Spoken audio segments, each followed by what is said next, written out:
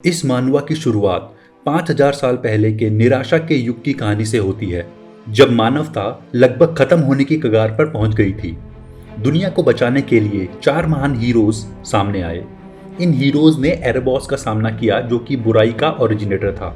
इन 4 heroes में थे Luna the Alvin आर्चमेज, जिसे पोएट्स ऑफ द स्टार्स भी कहा जाता था, ड्वेनो द ड्वार्वन मास्टर स्मिथ, जिसे डिवाइन ब्लैक स्मिथ भी कहा जाता था, Aaron the beastman warrior, and finally लिंजनिस, जो एक बुद्धिमान राजा और एक ड्रैगन था।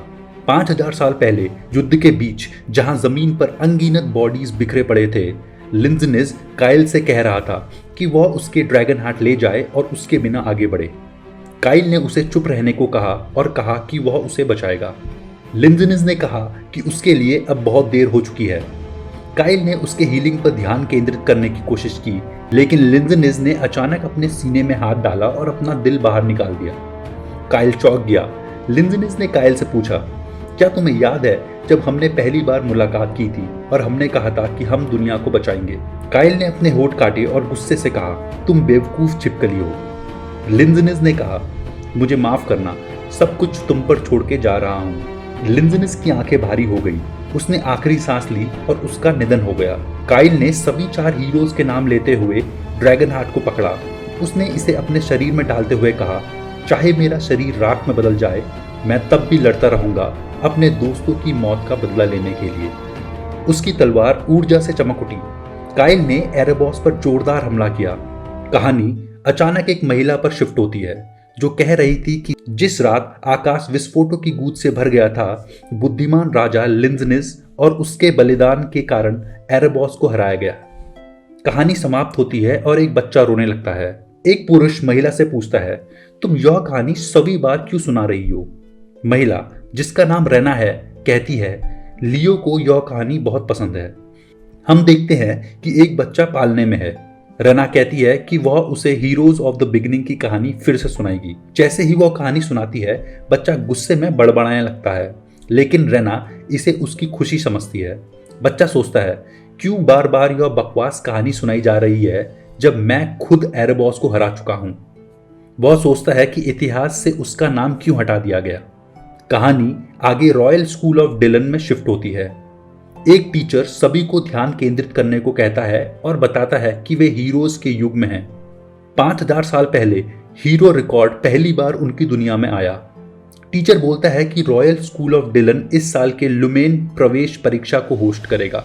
वह कहता है, मुझे यकीन है कि आप में से कुछ हीरो बनने के काबिल हैं और एक दिन आपका नाम हीरो रिकॉर्ड में जरूर दर्ज होगा। तभी एक छात्र लियो सोते हुए पाया जाता है। शिक्षक उसे उठाते हैं और पूछते हैं, 5000 साल पहले हीरो बनने के लिए कौन सा रिचुअल किया जाता था? लियो खड़ा होकर कहता है, अगर तुमने नाम कमाया तो लोग तुम्हें खुद ही पूजने लगते। लियो का पूरा नाम लियो प्लो था। शिक्षक डिसअपॉइंटमेंट में दूसरे छात्रों से जवाब पूछते हैं। छात्र गुलिवन जवाब देता है, प्राचीन काल में केवल पवित्र रिचुअल के माध्यम से ही हीरोज को चुना जाता था। इसका एक उदाहरण ब्लड रिचुअल है। शिक्षक और छात्र गुलिवन की प्रशंसा करते हैं। गुलिवन ट्रैटन हाउस से है और उसे राज्य का सबसे बड़ा जादू जीनियस कहा जाता है। गुलिवन लियो की ओर देखता है और सोचता है कि उसने उसे पीछे छोड़ दिया। इसी बीच लियो अपनी किताब पढ़ रहा था और कहता है कि भगवानों से मिलना तो बहुत आसान था और वो कोई पवित्र रिचुअल भी फॉलो नहीं करता था। वह एक किताब पढ़ रहा था जिसमें लिखा है कि भगवानों द्वारा निचली दुनिया को चमत्कारी तोहफा दिया गया उन महान हीरोज का जश्न मनाने के लिए जिन्होंने एरेबॉस का सामना किया। यह वही हीरो रिकॉर्ड है जिसे उसकी मां ने उसे कई बार पढ़ के सुनाया था। लियो किताब बंद करते हुए सोचता है कि सिर्फ उसे ही ऐसा क्यों माना गया जैसे उसका अस्तित्व ही नहीं है। कुछ समय बाद क्लास में सभी छात्र खिड़कियों की तरफ दौड़ते हैं। वह कहते हैं, यह जर्डिंगर क्लैन का एम्बलम है। वह देखते हैं कि एक ग्रुप हॉल से गुजर रहा है जिसमें सभी लोग सीलिया जर्डिंगर नाम की महिला पर ध्यान दे रहे हैं। लाउडस्पीकर पर घोषणा होती है कि सभी छात्र ऑडिटोरियम में इकट्ठा हो क्योंकि स्कूल में जर्डिंगर क्लैन आया है। गुलिवन लियो से पूछता है, क्या तुम जर्डिंगर क्लैन से मिलने नहीं जाओगे? मुझे नहीं लगता कि वो तुम्हारी कोई परवाह भी करते हैं। लियो जवाब देता है, मैं सीधा घर जा रहा हूं, मुझे ऐसी चीजों में कोई दिलचस्पी नहीं है। गुलिवन शर्मिंदा होकर कहता है, मुझे भी नहीं है, मैं तो बस सीलिया को देखने जा रहा हूं, एक कंपेटिटर की तरह। थोड़ी देर बाद हम देखते हैं कि लियो ट्रेनिंग कर रहा है। उसके पास एक लकड़ी की तलवार भी है। वह कहता है कि अभ्यास का हिस्सा तो मेहनत है, लेकिन इस जीवन में मेरा शरीर पहले के मुकाबले काफी बेहतर है। जैसे ही वो बाहर के आंगन में जाता है, एक महिला उससे पूछती है, तुम इतनी गहरी सोच में क्यों हो? वह उसे अचानक से बगल से हमला करते हुए देखता है और तुरंत इसे रोकता है। लियो कहता है, मुझे विश्वास नहीं हो रहा कि तुमने मुझ पर अचानक हमला किया। महिला कहती है, हमने काफी समय से मुकाबला नहीं किया है, यह तुम्हारे लिए अंतिम परीक्षा है। वह अपनी तलवार ऊपर उठाकर वार करती है, लेकिन लियो इसे रोक देता है। वह कहती है, क्या मुझे और ताकत लगानी चाहिए? वे एक दूसरे पर लगातार वार करने लगते हैं। तभी हम जान पाते हैं कि वह महिला रना है, जो लियो की मां है। रना कहती है, तुम इसे कड़ी मेहनत कहते हो, लेकिन तुम मेरे हर वार को आसानी से रोक रहे हो। रना अचानक एक ताकतवर वार करती है और समझती है कि उसने गलती से बहुत ज्यादा ताकत लगा दी। उसे डर लगने लगता है कि अगर लियो इसे ना रोक पाए तो क्या होगा, लेकिन लियो आसानी से इसे चकमा दे देता है। मौका देख के वो पलटवार करता है और रना जमीन पर गिर जाती है। लियो पूछता है, क्या तुम ठीक हो? रना सोचती है, उसकी प्रतिभा कितनी आगे तक जाएगी। वो लियो से पूछती है, क्या तुम अब भी लुमेन जाने का सोच रहे हो? लियो जवाब देता है, बिल्कुल। लियो सोचता है कि चारों रेसिस के हीरोज एकेडमी में से हीरो रिकॉर्ड जिसमें मेरे बारे में कुछ इंफॉर्मेशन है वो लुमेन में ही है। रेना उसे याद दिलाती है कि जडिंगर क्लैन के मेंबर डेलन स्कूल में आए हैं और वे उनके घर रुकेंगे। लियो पूछता है, वे यहाँ क्यों रुके हैं? रेना कहती है कि वे जडिंगर क्लैन के वाइस पेट्रिया जीज से पूछेगी कि क्या वो लियो को जडिंगर तकनीकें सिखा सकता है। लियो यह सुन के थोड़ी झंझलाहट से कहता है कि उसे इस तकनीक को सीखने की झंझट नहीं पालना। वह मुस्कुराते हुए कहता है कि वह इस साल ही लुमेन में दाखिला लेगा।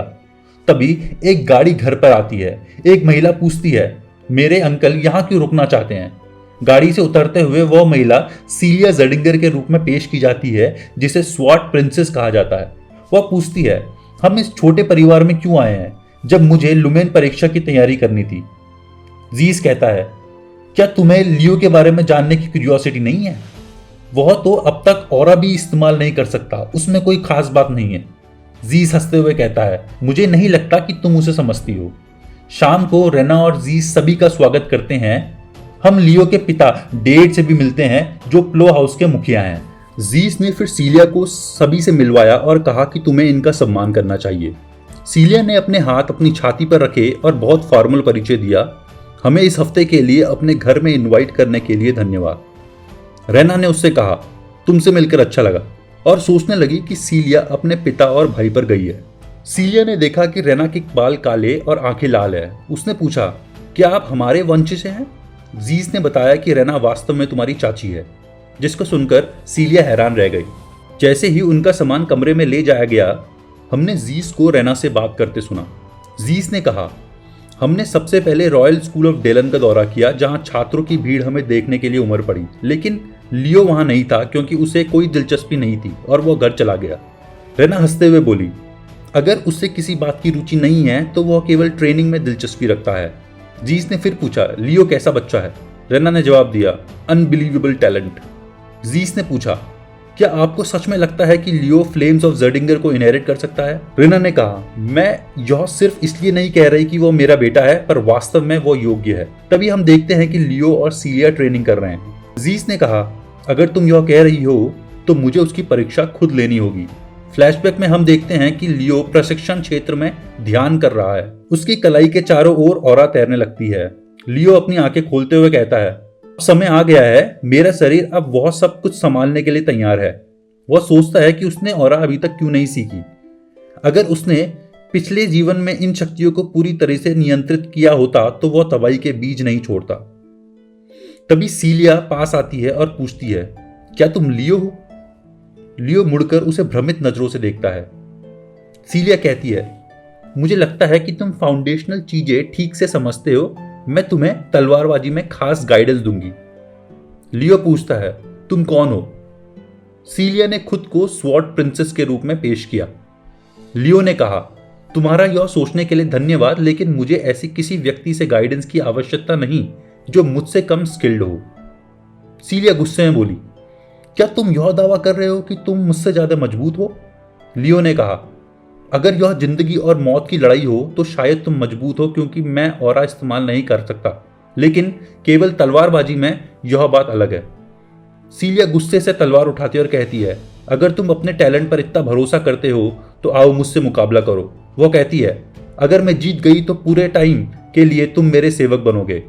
लियो पूछता है, अगर मैं जीत गया तो? सीलिया कहती है, तो मैं तुम्हारी सेवक बन जाऊंगी। लियो तुरंत तलवार उठाकर कहता है, तो शुरू करें। लियो तेजी से हमला करता है। सीलिया कहती है, तुम्हारी गति अच्छी है लेकिन यह मुझे हराने के लिए काफी नहीं है। लियो फिर दूसरा हमला करता है। सीलिया सोचती है, यह ताकत कैसी है। वह दूरी बनाती है लेकिन लियो उसे कोई मौका नहीं देता। लियो का वार उसे हिलाकर रख देता है। वह कहती है, तुमने कहा था कि यह केवल तलवारबाजी का मुकाबला है। लियो कहता है, तुमने ऑरा का उपयोग क्यों किया? सीलिया कहती है, यह बस एक प्रतिक्रिया थी। लियो कहता है, इससे फर्क नहीं पड़ता, मैं फिर भी जीत जाऊंगा। लियो अपना वजनी ब्रेसलेट उतारता है और कहता है, क्या तुम इसे आजमाना चाहोगी?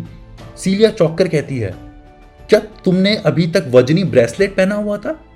लियो मुस्कुराते हुए फिर हमला करता है और इस बार उसकी ऑरा आर्मर को पूरी तरह तोड़ देता है। सीलिया बेहोश होने लगती है। वह पूछती है, ऐसे लोग कैसे हो सकते हैं? फिर कहती है, तुम बहुत ही कठोर और पागल आदमी हो। इसके बाद हम देखते हैं कि रेना और जीस आंगन में टहल रहे हैं। रेना लियो को देखती है और कहती है, आओ एक मेहमान से मिलो जो हमारे घर में ही रह रहा है। लियो उनके पास आता है और जीस के सामने सिर झुकाता है। जीस कहता है, तुम शायद जानते हो मैं तुम्हारा चाचा हूँ। फिर वह अपना हाथ बढ़ाता है और दोनों हाथ मिलाते हैं। लियो की माँ पूछती है, क्या तुमने सीलिया से मुलाकात की? लियो सोचते हुए पीछे मुड़ता है और देखता है कि सीलिया को स्ट्रेचर पर ले जा रहे हैं। कुछ गार्ड उसका नाम पुकारते हुए कहते हैं, हमें जल्दी करना होगा और इसे इलाज के लिए ले जाना होगा। जीस पूछता है, क्या हुआ? एक गार्ड जवाब देता है और जीस को विश्वास नहीं होता कि लियो ने बिना ऑरा सीखे ही सीलिया को हरा दिया। जीस कहता है, यह काबिले तारीफ है। लियो जवाब देता है, उसने मुझे कम आंका था। जीस पूछता है, शर्त क्या थी? लियो बताता है, जो हारेगा वह जीतने वाले का सेवक बनेगा।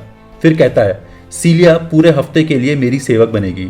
जीस समझता है, शब्द का पालन करना महत्वपूर्ण है, लेकिन याद रखना वह जर्डिंगर हाउस से है, तुम उसे नौकरानी का काम नहीं दे सकते। जीस कहता है, शायद तुम्हें यह वादा वापस ले लेना चाहिए। फिर कहता है, इसके बदले मैं तुम्हें एक इनाम दूंगा। लियो कहता है, मैं मना करता हूं, यह शर्त मेरे और सीलिया के बीच में थी। जब तक वह जर्डिंगर हाउस के नाम से जुड़ी है उसे जिम्मेदारी लेनी होगी। जीस पूछता है, क्या तुम इसे लेकर गंभीर हो? मैं तुम्हें सांस लेने की टेक्निक सिखाने की पेशकश कर रहा हूं। लियो जवाब देता है, मैं इसे सीखने की कोई कीमत नहीं देखता अगर यह सिर्फ उसे अपमान से बचाने के लिए दी जा रही है। जीस हंसते हुए कहता है, तुम सच में दिलचस्प हो, काश हमारे परिवार में कोई ऐसा होता। फिर गार्ड को आदेश देता है, सीलिया को नौकरानियों के क्वार्टर में ले जाओ।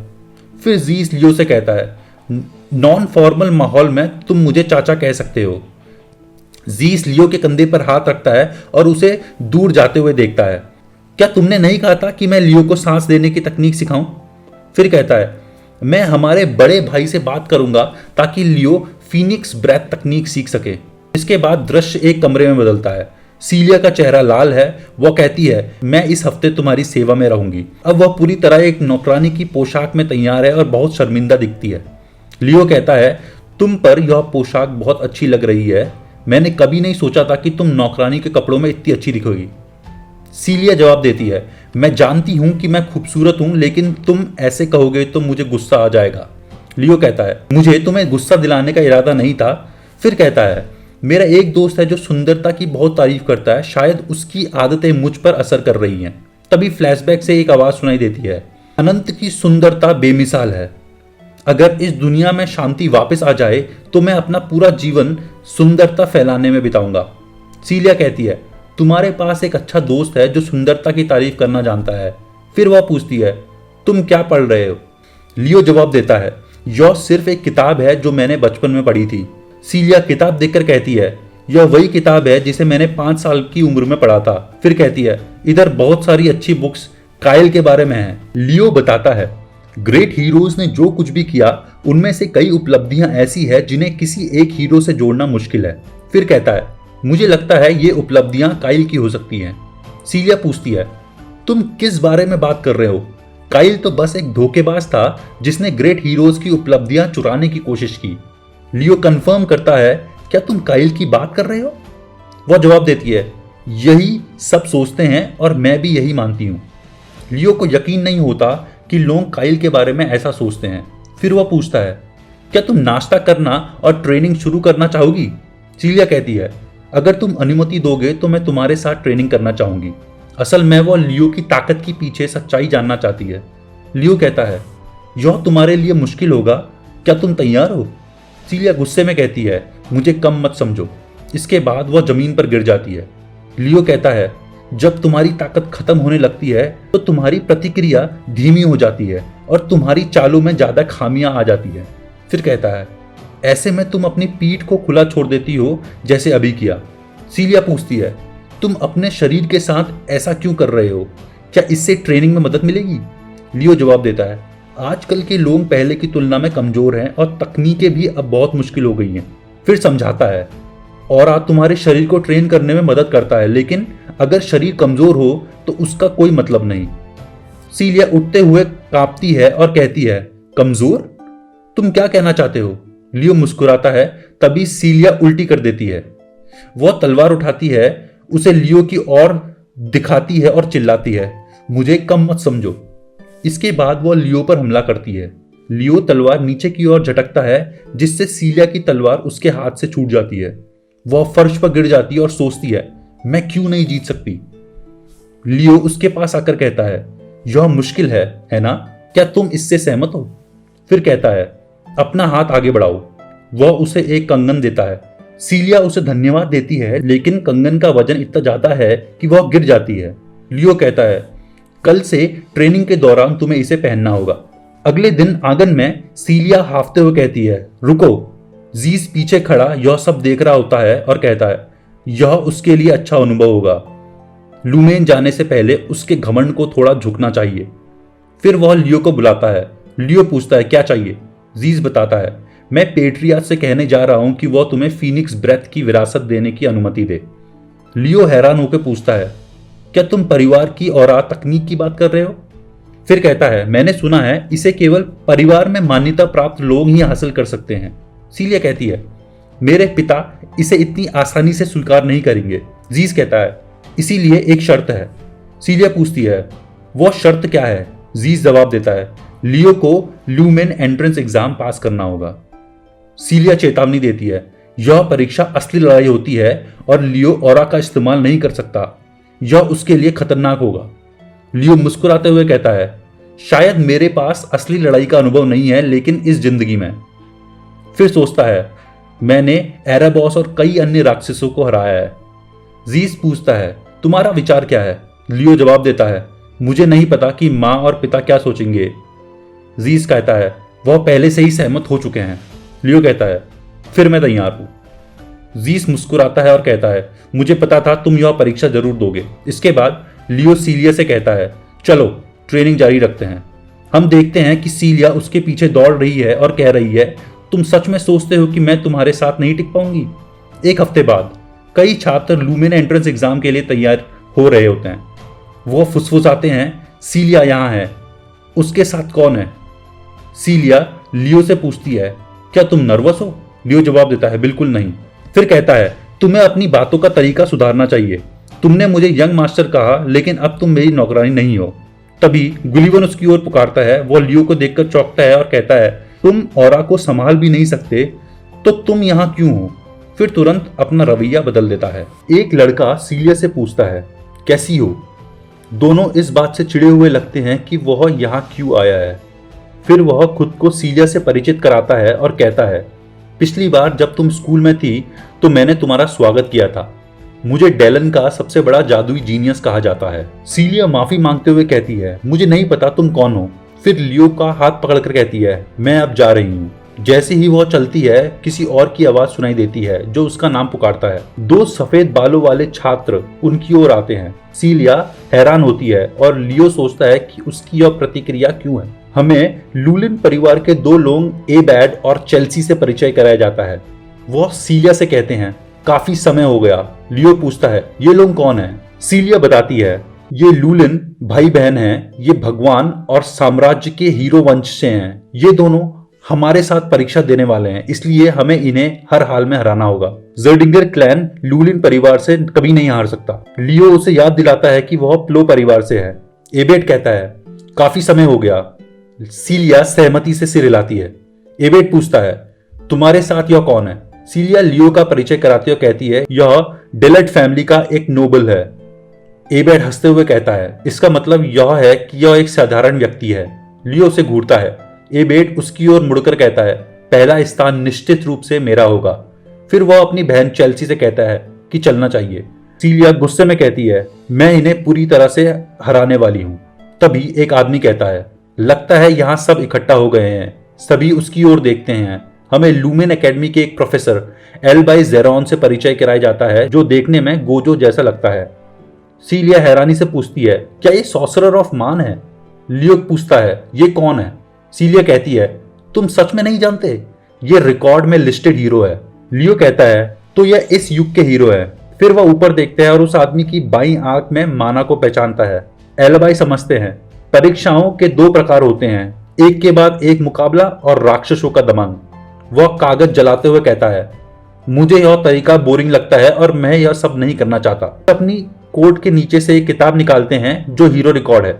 वह जादू का उपयोग करते हुए सभी को अपनी दुनिया में ले जाते हैं और पहला चैप्टर वाइल्ड फॉरेस्ट दिखाते हैं। एक बड़ा जादुई चक्र सभी छात्रों के नीचे प्रकट होता है।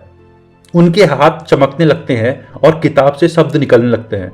एल्बाई कहते हैं, मुझे सबसे ज्यादा नफरत इन एफिशिएंसी से है, इसलिए मैं सब कुछ एक साथ जोड़कर आगे बढ़ने वाला हूं। उनकी बाईं आंख से एक सुनहरा प्रकाश निकलने लगता है। लियो सोचता है और अपने शिक्षक की बात को याद रखता है। हीरो रिकॉर्ड सिर्फ एक ऐतिहासिक रिकॉर्ड नहीं है, इसकी असली कीमत हीरो की दुनिया को प्रकट करने की क्षमता है। यह अतीत के हीरो के अनुभवों को समेट लेते हैं। इसके जरिए कोई पिछले हीरो की ताकत को हासिल कर सकता है। लियो कहता है, मैंने सोचा था कि यह कोई हीरो ट्रेनिंग सिस्टम है। फिर जब वह अपनी आंखें खोलता है तो वह अब एल्बाई की दुनिया में होता है। हमें वाइल्ड फॉरेस्ट से परिचय कराया जाता है। एल्बाई बताते हैं कि नियम सरल है, तुम्हें बस जीवित रहना है। तुम चाहो तो मिलकर काम करो या एक दूसरे को खत्म कर दो। जो हार मानना चाहते हैं वह अपने पास रखे गोले को तोड़ सकते हैं। लियो चारों ओर देखता है जबकि बाकी डर से घबराए हुए होते हैं। वह कहता है, यह जगह बिल्कुल वैसी ही है। फिर आगे बढ़ते हुए कहता है, यह कभी एक एल्वन जंगल था, लेकिन रानी सलट ने इसे प्रदूषित कर दिया। कुछ छात्र पूछते हैं, यह क्या है? यह बहुत डरावना है, हमें वापस जाना चाहिए। लियो कहता है, यह गलत है। फिर समझाता है, यह दुनिया एग्जामिनर की यादों से बनी है, लेकिन यहाँ जो कुछ भी होता है वो असली है। तभी वह कुछ महसूस करता है और एक तीर को चकमा देता है। जंगल में एक फेमिलियर आवाज आती है, हम पहले मिल चुके हैं। यह चेल्सी होती है जो कहती है, मैं खुश हूं कि मुझे जर्डिंगर फैमिली के मेंबर को खत्म करने का मौका मिला। लियो कहता है, मैं प्लफ फैमिली का सदस्य हूं। चेल्सी अपनी औरत छोड़ते हुए कहती है, मैंने तुम्हें पहले सीलिया के साथ देखा था। फिर वह एक हथियार द विंड सिकल को बुलाती है। लियो कहता है, यह एक ऐसा जादू है जो पहले नहीं था। वो अपनी तलवार संभालता है। चेल्सी इसे देखकर हंसती है और कहती है, तुम अभी भी इतने शांत हो जबकि मैं तुम्हारे सामने हूं। वह अपनी दराती घुमाती है और उसे तेजी से लियो की ओर फेंक देती है। वह अपनी तलवार को हल्के से घुमाता है और दराती पर वार करता है, जिससे वह उसके पीछे जमीन पर गिर जाती है। चेल्सी हैरान होकर पूछती है, तुमने इसे कैसे रोका? मैंने तुम्हारे अंदर कोई ऑरा महसूस ही नहीं की। वह सोचती है कि क्या यह किसी ऐसी ऑरा की विशेषता है जिसे पहचानना मुश्किल है। लियो सांस लेते हुए कहता है, तुम्हारा हमला बहुत ही साधारण था। फिर पूछता है, क्यों ना हम मिलकर काम करें? जो सबसे ज्यादा समय तक जिंदा रहेगा उससे सबसे ज्यादा अंक मिलेंगे। फिर वह उसे याद दिलाता है, एक जादूगरनी होने के नाते उसे कम से कम एक परीक्षा तो पास करनी ही होगी। चेल्सी हंसते हुए कहती है, दुर्भाग्य से मैं एक बैटल मेज हूं। चूंकि तुमने मेरे पिछले हमलों को साधारण कहा, तो अब मैं ये देखना चाहती हूं कि तुम इसे कैसे संभालते हो। लियो कहता है, अगर बात विंड जादू की हो रही है तो तुम्हारा हमला सीधा साधा था। चेल्सी नाराज होकर कहती है, तुम मुझसे जादू पर बहस करने की कोशिश कर रहे हो? मैं लूलिन परिवार की सीधी वंशज हूं। फिर वह एक और वायु दराती और वायु तीर छोड़ती है, लेकिन वह अचानक देखती है कि लियो गायब हो गया। वह सोचती है, यह क्या हो रहा है? यहाँ माना की कोई निशानी भी नहीं है। लियो पहले ही उसके पास पहुंच चुका है। चेल्सी जमीन पर गिरती है और खांसने लगती है। लियो कहता है, मैं फिर से विनम्रता से कह रहा हूं कि तुम मुझसे हाथ मिलाने के बारे में सोचो। की दुनिया में एक स्क्रीन पर परीक्षा के दृश्य दिखने लगते हैं। सभी उत्साहित होते हैं, अब हम परीक्षा देख पाएंगे। जैसे ही स्क्रीन पर दृश्य जुड़ता है, हम देखते हैं कि चेल्सी एक पेड़ से बंधी हुई है और लियो रस्सी पकड़े हुए हैं। वह कैंप फायर जला रहा है और एक विलन जैसा लग रहा है। थोड़ी देर बाद रात में आग जलती है। चेल्सी जागती है और अपने नीचे आग देखकर डरने लगती है। लियो पूछता है, क्या तुम सहयोग करने वाली हो या नहीं? चेल्सी कहती है, कभी नहीं। मुझे मेरे भाई के अलावा किसी की जरूरत नहीं। वह एक और वायु दराती चलाने की कोशिश करती है, लेकिन उसकी कलाई पर बना लाल जादुई चक्र उसे जादू करने से रोक देता है। लियो बताता है, यह एक टैलेंट है जो जादू को रोकता है, लेकिन यह लंबे समय तक नहीं चलेगा क्योंकि मेरे पास ज्यादा माना नहीं है। चेल्सी कहती है, मुझे यहां से बाहर निकलने के लिए जादू की जरूरत नहीं। लियो सोचता है, क्या वह सोचती है कि मैं उसे ऐसा करने दूंगा? फिर वह रस्सी को और कस देता है। चेल्सी तुरंत चिल्लाती है, रुको, बहुत गर्म है। उसकी स्कर्ट का कुछ हिस्सा जलने लगता है। लियो कहता है, कोऑपरेट? चेल्सी गुस्से से चिल्लाती है, ठीक है, मैं करूंगी। लियो कहता है, अपने परिवार के नाम की कसम खाओ। चेल्सी चीखते हुए कहती है, ठीक है, मैं कसम खाती हूँ। लियो रस्सी तोड़ देता है और कहता है, तुम्हें समझाना बहुत आसान है। चेल्सी गिरने लगती है और डर के मारे अपनी आंखें बंद कर लेती है। जब वह आंखें खोलती है तो देखती है कि लियो ने उसे गोद में उठा रखा है। स्क्रीनिंग रूम में सभी लड़ाई देख रहे हैं। एल्बाई कहते हैं, ये लोग बहुत ही मूर्ख हैं, वे केवल आपस में ही लड़ाई करके टाइम बर्बाद कर रहे हैं। फिर कहते हैं, सिर्फ दो लोग ही सीधे मुद्दे पर गए, सीलिया और एबैड। लियो और चेल्सी को साथ काम करते हुए देखकर एल्बाई कहते हैं, आग का स्टंट इमेच्योर था, लेकिन चेल्सी को सहयोग के लिए राजी करना उसे पासिंग ग्रेड दिला सकता है। उसके पास चेल्सी या एबैड की तरह पावर या ग्रेस नहीं है, पर यह एक अनएक्सपेक्टेड डार्क हॉर्स है। एक वायु तीर एक राक्षस के सीने से गुजरता है और लियो उसका सिर काट देता है। चेल्सी कहती है, रात में काम करना आसान है। फिर वह कहती है, तुम किस ऑरा का उपयोग कर रहे हो? मैं इसमें से कोई माना क्यों नहीं महसूस कर पा रही? लियो कहता है, मुझे ऑरा का उपयोग करना नहीं आता। वह चौंक कर पूछती है, तुमने ऐसा कैसे किया? लियो कहता है, हर चीज में एक अच्छी फाउंडेशन जरूरी होती है। तभी जंगल में कुछ देखती है। वह विंड ब्रेकर चलाती है जो उस पर हमला करता है। लियो कहता है, तुम्हारे पास ताकत है, लेकिन तुम्हारा इस्तेमाल गलत है। फिर वह चुप होकर अपना हाथ उठाता और कहता है, आगे मत बढ़ो। वह झुकता है और कहता है, ये मम्मी जैसी लगती है। फिर कहता है, अब मुझे पता चला कि इस परीक्षा को पास करने की शर्त क्या है। लियो अचानक चेल्सी को पकड़ता है और उसके साथ साइड में कूदता है, उसकी रक्षा करते हुए। कुछ छात्र कहते हुए सुनाई देते हैं कि उन्हें सबसे पहले चेल्सी को हटाना होगा क्योंकि दूसरा लड़का कोई खास नहीं है। वह और कोई नहीं, गुलीवन है। वह अपने साथियों से कहता है कि एक साथ हमला करो। जैसे ही वे लियो पर हमला करने दौड़ते हैं, लियो की नजरें उन पर फिक्स हो जाती है। वह एक लड़के को सीधे चेहरे पर पंच मारता है और उसे तुरंत नॉकआउट कर देता है। गुलीवन हैरान होता है और चेल्सी भी। उसका दिल बहुत तेज से धड़कने लगता है। लियो चेल्सी से कहता है, मेरे पीछे रहो। गुलीवन अपने साथियों से पूछता है कि वे क्या कर रहे हैं और फिर वे सभी एक साथ लियो और चेल्सी पर हमला करने दौड़ते हैं। हम लियो और चेल्सी को बेखौफ खड़े उनका सामना करते हुए देखते हैं। कुछ देर बाद गुलीवन वहां से भाग रहा होता है। गुलीवन कहता है कि उसे बस एक और टीम ढूंढनी है लियो का सामना करने के लिए। सीलिया उसे देखती है और एबैड से कहती है कि उन्हें इस दिशा में जाना चाहिए। जब वे दोनों लियो और चेल्सी को देखते हैं तो दोनों चौंक जाते हैं। चेल्सी अपने भाई को देखकर बहुत खुश हो जाती है और दौड़कर उसके पास जाती है। सीलिया पूछती है, तुम दोनों एक साथ क्या कर रहे हो? लियो जवाब देता है कि उसने उन्हें सहयोग करने का सुझाव दिया था। वह सोचती है कि इस जिद्दी लड़की ने साथ काम करने की सहमति कैसे दे दी। लियो मुस्कुराते हुए कहता है कि उसने बहुत ही दोस्ताना तरीके से उसे मना लिया। फिर लियो एक छात्र को उठाता है और चेल्सी पूछती है कि वह उसकी क्यों मदद कर रहा है। लियो कहता है कि अब उन्हें लड़ाई की जरूरत नहीं और वे मिलकर इस दुनिया को हरा सकते हैं। वे पूछते हैं, दुनिया को हराने से तुम्हारा क्या मतलब है? लियो बताता है कि जंगल में एक असामान्यता है और उन्हें उन लाशों को देखना चाहिए। वह ऐसी लाशें हैं जैसे उनका पानी सोख लिया गया हो। फिर वह पूछता है, बाकी सारे राक्षस कहाँ गए हैं? सीलिया कहती है कि अब उसे सोचने पर लगता है कि वह सही है। वह महसूस करती है कि जैसे राक्षसों को किसी चीज से डर लग रहा हो। लियो कहता है कि कोई टॉप क्लास का राक्षस सामने आया है और बाकी राक्षसों को डराकर भगा दिया है।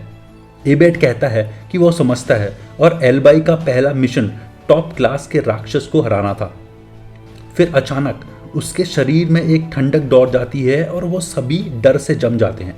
लियो कहता है कि अब वह राक्षस सामने आ गया।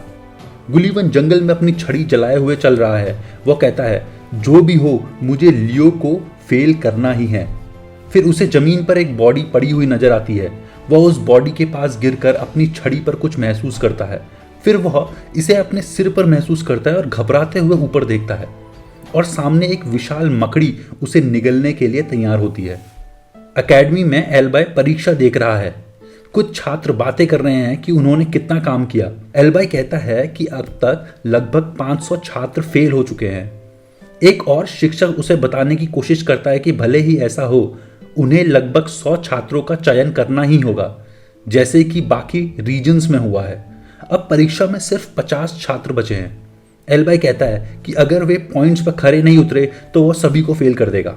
वह कहता है हेडमास्टर कैलन ने मुझे इस परीक्षा का जिम्मा सौंपा था, यह जानकर कि मैं यही करूंगा। एक सच्चा हीरो मुश्किल समय में ही दिखता है और लियो ने जंगल में असामान्यता महसूस की होगी, लेकिन इसका मतलब यह नहीं है कि वह इस दुनिया को हरा पाएगा। लियो और बाकी सभी राक्षस की ओर दौड़ते हैं। कुछ छात्र कहते हैं कि कुछ भी नहीं दिख रहा क्योंकि अंधेरा बहुत है, लेकिन सीलिया देखती है कि आगे कुछ है और उन्हें तैयार रहने को कहती है। वह अपनी तलवार की नोक पर औरा लगा देती है और जैसे ही यह अंधेरे को रोशन करती है, हम देखते हैं कि गुलिवन मकड़ी के मुंह के अंदर फंसा हुआ है। सीलिया सोचती है यह कौन सा डरावना दृश्य है। एबॉट कहता है कि यह वह चीज है जो सबके पीछे है और एक जादू का मंत्र चलाने लगता है। लियो उसे रोकते हुए कहता है गुलिवन होश में आओ और इस क्रिस्टल को तोड़ दो। गुलिवन चिढ़ते हुए उसे देखता है लेकिन मजबूरी से क्रिस्टल तोड़ देता है और वहां उस दुनिया से टेलीपोर्ट हो जाता है। एबॉड फिर से अपना मंत्र चलाता है जिसे विंड एफ कहते हैं और वह राक्षस को बार बार चुभने लगता है, लेकिन हम देखते हैं कि यह बहुत गहरे घाव नहीं कर रहा और सभी हैरान होते हैं सिवाय लियो के। राक्षस इन वारों को आसानी से हील कर लेता है। लियो कहता है जैसे कि मैंने सोचा था, यह मकड़ी की रानी टैरेंटुला है। एक छात्र अपने हेलबर्ट के साथ मकड़ी पर हमला करने कूदता है और कहता है इसे खा, लेकिन मकड़ी उसे मक्खी की तरह उड़ा देती है। वह झाड़ियों में गिरता है और सभी उसकी तरफ देखते हैं। सीलिया कहती है मैं इसे एक ही वार में खत्म कर दूंगी और वह अपनी तलवार की नोक पर फिर से ऑरा इकट्ठा करने लगती है और प्रोमिनेंस नामक स्किल का उपयोग करती है। वह मकड़ी की खोपड़ी के आर पार एक ऑरा बीम छोड़ती है, लेकिन मकड़ी तुरंत खुद को फिर से ठीक कर लेती है। सीलिया चौंक कर कहती है यह कैसे हुआ? एबेड कहता है मेज और नाइट की ताकत में दिन रात का फर्क होता है। एबेड एक और मंत्र रॉ फॉल का उपयोग करता है। जैसे ही यह मंत्र सक्रिय होता है, चारों तरफ से ऊर्जा का घेरा बनने लगता है। बाकी छात्र यह सुनिश्चित करने की कोशिश करते हैं कि वे इस मंत्र की चपेट में ना आए। एबेड मंत्र छोड़ता है और यह मकड़ी को हर तरफ से चोट पहुंचाता है। हालांकि वह महसूस करता है कि इसे हराने के लिए इससे ज्यादा ताकत की जरूरत है। सोच में डूबे हुए वो अचानक देखता है कि मकड़ी हवा में कूदकर उस पर हमला करने लगती है। चेल्सी घबराकर विंड ब्रेकर का इस्तेमाल करती है ताकि अपने भाई को बचा सके, लेकिन फिर भी वो घायल हो जाता है। हालांकि चोट जानलेवा नहीं होती। लियो वापस अपनी टीम के साथ शामिल हो जाता है। पहले हमला करने वाला छात्र पूछता है यह किस तरह का राक्षस है? इसकी हीलिंग की क्षमता बहुत डेंजरस है। लियो जवाब देता है यह सलाट की बेटी है, टार्टरस की रानी। यह एरेबॉस की सेना का राक्षस है जिसने एल्फ जंगल को नष्ट कर दिया था। सभी टार्टरस का नाम सुनकर चौंक जाते हैं। लियो बताता है कि एल्फ में मौजूद माना वास्तव में फेरी किंग का माना था। मकड़ी ने शापित जंगल पर राज किया था और एल्फ ने जंगल को नष्ट कर दिया था। इसने फेरी किंग के दाहिने हाथ को खा लिया था जिसने इसे हराने की कोशिश की थी। लियो को यकीन था कि लूना ने इसे मार दिया था, लेकिन लगता है कि फेरी किंग के हाथ में मौजूद लाइफ रिंग ने इसे बचा लिया, जो अभी इसके पेट के अंदर है। एबेड कहता है कि अगर इस राक्षस को हराना परीक्षा पास करने की कुंजी है तो वह इसे करेगा। सीलिया कहती है, तुम इतनी बड़ी बड़ी बातें क्यों कर रहे हो? एबेड और सीलिया मकड़ी पर एक साथ हमला करने लगते हैं, लेकिन मकड़ी बिना किसी बचाव के हमले को सहती रहती है और तुरंत ठीक हो जाती है। लियो उन्हें चेतावनी देता है कि यह बेकार है क्योंकि मकड़ी उनके हमले से पैदा हुआ ऊर्जा का उपयोग कर खुद को ठीक कर रही है। सीलिया पूछती है, तो तुम्हारा सुझाव क्या है? लियो कहता है कि दोनों को मिलकर काम करना होगा। एबेड मना कर देता है, मैं टॉप स्कोरर बनूंगा। सीलिया कहती है, नहीं, यह मैं बनूंगी। लियो कहता है, अगर तुम दोनों ने साथ काम नहीं किया तो हम सब हार जाएंगे। यह सुनकर दोनों रुक जाते हैं। एबेड कहता है, भले ही हम साथ काम करें लेकिन इसे हराने में समय लगेगा। वह बोलता है कि हमारे अलावा इसको हराना तो दूर की बात और कोई इसको रोक भी नहीं सकता। सीलिया और चेल्सी भी समझ जाती है कि एबेड सही कह रहा है। लियो कहता है, मैं इसे हराऊंगा। सीलिया कहती है, यह आत्मघाती है, तुम ऑरा का उपयोग भी नहीं कर सकते। लियो जवाब देता है, मुझे पता है, मेरे पास सिर्फ 5 मिनट है। एबेड पूछता है, अगर हमला असफल हो गया तो फिर क्या? लियो मुस्कुराता है और कहता है, मुझे नहीं लगता ऐसा होगा। आग और हवा हमेशा साथ में अच्छा काम करते हैं। मकड़ी लियो पर झपटती है। वह सही करता है, यह पुराने दिनों की याद दिलाता है। लियो मकड़ी की टांगे एक एक कर काट देता है। सीलिया और एबेड हैरान रह जाते हैं। लियो हमला जारी रखता है और मकड़ी के सिर पर भी वार करता है। वह कहता है, मैंने काफी समय से टार्टरस के किसी राक्षस से नहीं लड़ा। तभी सीन बदलता है। हम एक छोटे एल्फ बच्चे को जंगल में दौड़ते हुए देखते हैं। वह जाल में फंस जाता है और मदद के लिए चिल्लाता है। तभी एक महिला की आवाज सुनाई देती है, टारेंटुला, पीछे हट जाओ। जब बच्चा अपनी आंख खोलता है तो वह उजाला देखता है। यह लूना है जो जंगल में आती है। वह टारेंटुला से पूछती है, तुमने हमारी जमीन पर आने की हिम्मत कैसे की? लूना अपने छड़ी के जादू चलाती है और रोशनी व बिजली का विशाल हमला करती है। तभी काइल आता है और एल्फ बच्चे को जाल से बाहर निकालता है। सीन वर्तमान में लौट आता है। लियो कुछ सोचते हुए नजर आता है और कहता है कि बिना ऑरा का इस्तेमाल किए शायद यही उसकी सीमा है। फिर वो चेल्सी को बुलाता है जो अभी तक स्थिति को ठीक से समझ नहीं पाई है। वह उसे कहता है कि उसे हवा का जादू इस्तेमाल करना चाहिए और आसपास के हथियार उसकी तरफ उड़ाने चाहिए। लियो फिर से टैरेंटुला के एक और हमले से बचता है। चेल्सी कहती है, अगर मैंने ऐसा किया जबकि तुम इतनी तेजी से हिल रहे हो तो तुम घायल हो सकते हो। लियो जवाब देता है, मैं हथियारों को पकड़ लूंगा, चिंता मत करो, जल्दी करो। चेल्सी जादू करना शुरू करती है और पूछती है, तुम्हें कौन सा हथियार चाहिए? लियो कहता है, सभी। फिर हम देखते हैं कि चेल्सी का जादू हथियारों को उठा रहा है। लियो ध्वनि के आधार पर कहता है कि उनमें से एक साइमर और दूसरा बास्टर्ड स्वॉर्ड है। वह हवा में कूदता है और चेल्सी की मदद से दोनों हथियार पकड़ लेता है। वह टैरेंटुला से कहता है, अभी तो बस शुरुआत हुई है। लियो फिर से हमला करता है और टैरेंटुला की टांगों की नोक को कई बार काटता है। जैसे ही उसके हथियार टूटते हैं वह चेल्सी से अगले हथियार भेजने को कहता है। चेल्सी फिर एक चाकू, भाला और कुल्हाड़ी उसकी तरफ भेज देती है। लियो इन सभी हथियारों का इस्तेमाल करता है और उन्हें टूटने तक इस्तेमाल करता है। चेल्सी कहती है, उसे हमारी उम्र का होना चाहिए लेकिन वह किसी मार्शल गॉड जैसा लग रहा है। वह कहती है कि लियो ने मकड़ी रानी का सामना इतने अलग अलग हथियारों से किया। सीलिया और एबेड भी उसे चुपचाप देखते हैं। एबेड कहता है, मुझे लगा था यह मामूली लड़का है लेकिन ऐसा नहीं है। हम यह देखते हैं कि लियो के गाल पर कट लगा हुआ है। वह मुस्कुराते हुए कहता है, मेरी इंद्रियां अभी भी सही है। अगर मैं इस मकड़ी को नहीं रोक सका तो वो लोग मुझे परलोक में हंसेंगे। वह अपनी तलवार को कसकर पकड़ता है और फिर से हमला करता है लेकिन यह तलवार भी टूट जाती है। लियो चेल्सी से कहता है, अगला भेजो। चेल्सी कहती है, वो आखिरी हथियार था। लियो हैरान होकर कहता है, क्या मजाक कर रही हो? सीलिया बीच में कहती है, मैंने अपना हमला तैयार कर दिया है। हम देखते हैं कि उसने और एबेड ने मिलकर एक विशाल आग का बवंडर बनाया है। टैरेंटुला जलकर राख हो जाती है और उसका पुनर्जन्म भी नाकाफी साबित होता है। आखिरकार उसकी पेट से लाइफ रिंग जमीन पर गिर जाती है। एल्बाई की दुनिया साफ हो जाती है। सीलिया राहत महसूस करते हुए जमीन पर गिर जाती है और कहती है, यह खत्म हो गया। वह विश्वास नहीं कर पाती कि लियो ने सच में 5 मिनट तक उस राक्षस को रोके रखा। वह लियो को धन्यवाद देती है लेकिन चेल्सी जोर जोर से उसकी तारीफ करती है।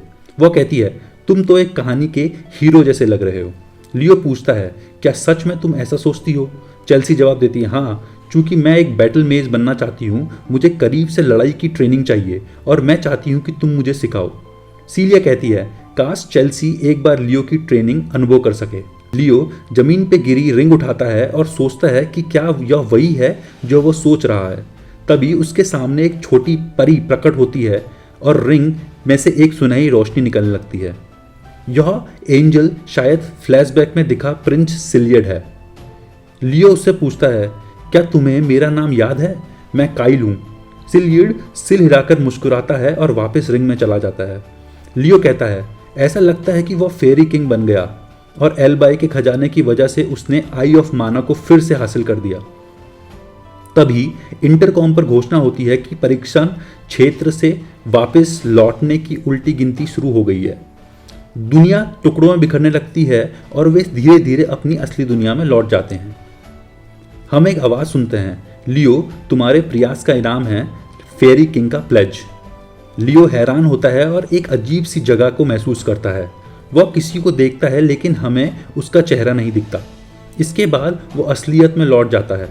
दूसरी ओर एक ऊंची इमारत में एक आदमी खड़ा है। ऐसा लगता है कि वेस्टर्न टेरिटरी की परीक्षा खत्म हो चुकी है। यह आदमी ल्यूमन अकेडमी का प्रिंसिपल है जिसका नाम कैलन बेडियन है।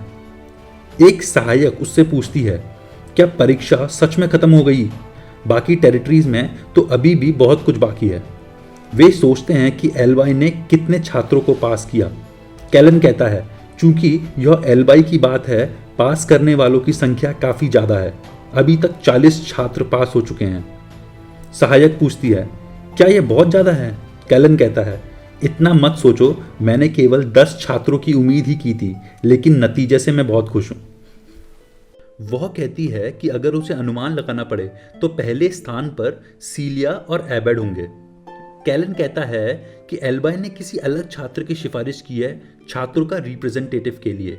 वह हैरान होती है कि एल्बाई ने किसी की सिफारिश की है और कहती है यह कितना अनएक्सपेक्टेड है, और पूछती है कि क्या वह सीलिया है या एबेड। वह कहता है कि यह एक ऐसा नाम है जिसे उसने पहले कभी नहीं सुना। हम देखते हैं कि सभी छात्र सीलिया और एबट के लिए खुश हो रहे होते हैं क्योंकि वो ही टैरेंटुला को मारे थे, लेकिन एल्बाई दरअसल लियो को देख रहा है। उसके मन में बाकी सभी से अलग विचार है। कैलन कहता है कि उसे कभी नहीं लगा था कि एल्बाई किसी छात्र की इतनी तारीफ करेगा और उसे यह सोचने पर मजबूर कर देगा कि वह बच्चा किस तरीके का होगा, क्योंकि उसमें हीरो बनने की क्षमता है। फिर दृश्य एक स्नान घर में जाता है जहां लियो कहता है कि इस तरह का दर्द ध्यान और समय से ही ठीक होना चाहिए। वह स्नान में बैठकर कहता है यह सच में बहुत आरामदेह है। फिर वह अपना सिर पानी में डुबोता है और उस व्यक्ति को याद करता है जिससे वह मिला था, जिसने उसे बताया था कि इनाम फेरी किंग की प्लेज है। वह सोचता है जब आप एक जीवित हीरो की दुनिया साफ करते हैं तो आपको असल में कोई इनाम नहीं मिलता, फिर भी समहाउ मुझे एक इनाम मिला है। वह सोचता है कि वो इनाम क्या था। तभी उसकी माँ कमरे में प्रवेश करती है और उससे पूछती है कि क्या वो जानता है कि वह जर्डिंगर के घर से क्यों निकाल दी गई थी। लियो को कुछ पता नहीं होता। वह बताती है कि जब वह एक साथी को बचा रही थी तो उसने जर्डिंगर की ज्वाला खो दी, लेकिन उसे अपने डिसीजन पर पछतावा नहीं है। वह चाहती है कि लियो अपनी शक्ति और क्षमता का सही उपयोग करे और ल्यूमन अकेडमी में दाखिला पाने पर उसे बधाई देती है। फिर दृश्य एक तरह के रैप गेट में कूद जाता है जो शहर के ऊपर है और हम कैलन को वहां देखते हैं। एक आवाज आती है, आप लमेरिया शहर में पहुंच चुके हैं, कृपया यह सुनिश्चित करें कि आपने अपनी सारी चीजें ले ली है इससे पहले कि आप गेट से बाहर जाएं। लियो अब शहर के दृश्य को देखता है जो सच में बहुत शानदार लगता है। दूर एक किला भी नजर आता है। लियो कहता है यह दुनिया का केंद्र है। यह किला असल में ल्यूमन अकेडमी है। तभी जीस उससे पूछता है कि पिछले महीने का समय कैसा रहा और उसे परीक्षा पास करने की बधाई देता है। लियो धन्यवाद करता है लेकिन पूछता है कि वह यहाँ क्या कर रहा है। जीस कहता है कि उनका घर पिछले महीने से एक अनसुलझे विवाद में फंसा हुआ है और पूछता है क्या तुम जानते हो कि तुम्हें फीनिक्स ब्रेथ मिलने पर सहमति बनी है। लियो पूछता है क्या वे इस पर सहमत हो गए। जीस कहता है बिल्कुल, हालांकि उसकी बड़ी बहन अब घर की सदस्य नहीं है, वह फिर भी उसका बेटा है, और यह भी कि एल्डर्स प्रभावित हुए कि उसने पश्चिमी परीक्षा पास की। वह लियो को एक चाबी देता है और बताता है कि इसे सबस्पेस की कहते हैं और कहता है कि इसे खोलो। जैसे ही वह इसे हवा में घुमाता है, तुरंत उसमें से कुछ आग की लपटें निकलने लगती है। एक विशाल किताब लियो के सामने प्रकट होती है और खुद ब खुद खुलने लगती है। यह इतनी गर्म होती है कि लियो का शरीर पसीने से भीग जाता है, लेकिन किताब खाली होती है। जीज बताता है उसे इस किताब को पढ़ने के लिए अपनी खून की एक बूंद चाहिए। लियो फिर वही टिपिकल एनिमे वाला काम करता है। वह अपनी उंगली को काटता है ताकि खून निकले और उसे किताब पर गिरा देता है। फिर आग की लपटें घटने लगती है और यह एक गर्म सुनहरी ऑरा में बदल जाती है। जीस कहता है कि केवल वह ही इस किताब को पढ़ सकता है और यह सीखना आसान नहीं होगा, लेकिन उसे लगता है कि लियो जल्दी ही इसका रहस्य समझ लेगा। वह लियो की पीठ थपथपाता है और उसे हाउस का सदस्य बनने पर बधाई देता है। फिर दृश्य एक कपड़ों की दुकान में कूद जाता है जहां लियो इधर उधर देख रहा है और कहता है कि यह वही जगह है जहां सीलिया उससे मिलने वाली थी। तभी एक महिला उससे टकराती है और उसकी किताबें जमीन पर गिर जाती है। वह महिला घबराई हुई नजर आती है और लियो हैरानी से उसे देखता है।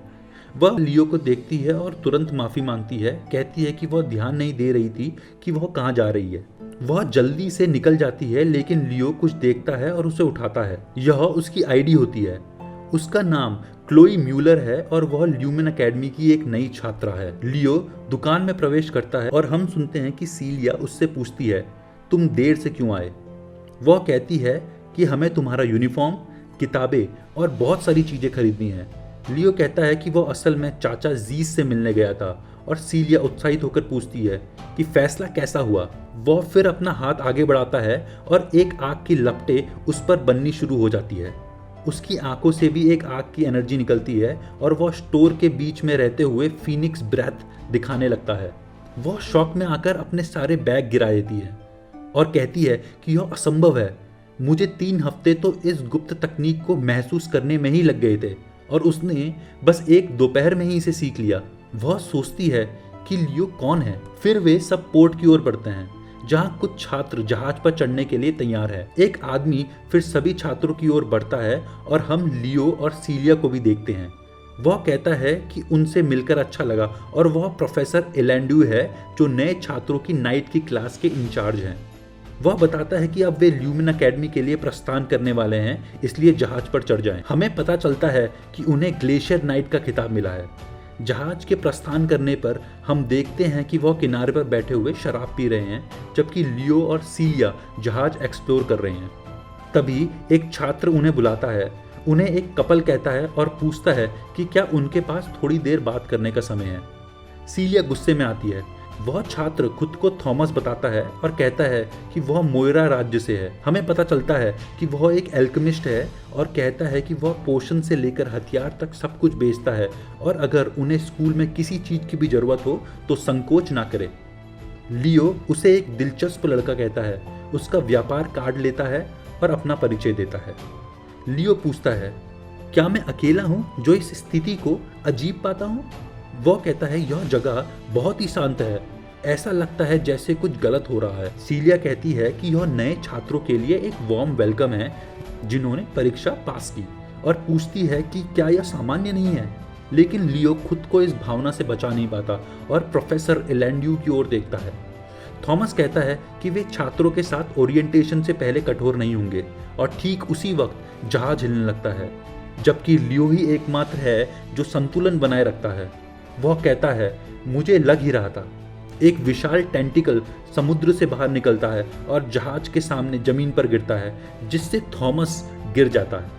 छात्र प्रोफेसर से मदद की भीख मांगते हैं और वह शराब घुमाते हुए एक घूंट लेते हुए कहते हैं, अब आप सभी ल्यूमेन एकेडमी के छात्र हैं। जब भी खतरा हो आपको इसे खुद पार करना होगा। हम देखते हैं कि एक विशाल क्रैकन जैसा मॉन्स्टर जहाज के ऊपर मंडरा रहा है, जबकि लोग घबराहट में अपना खाना गिरा देते हैं।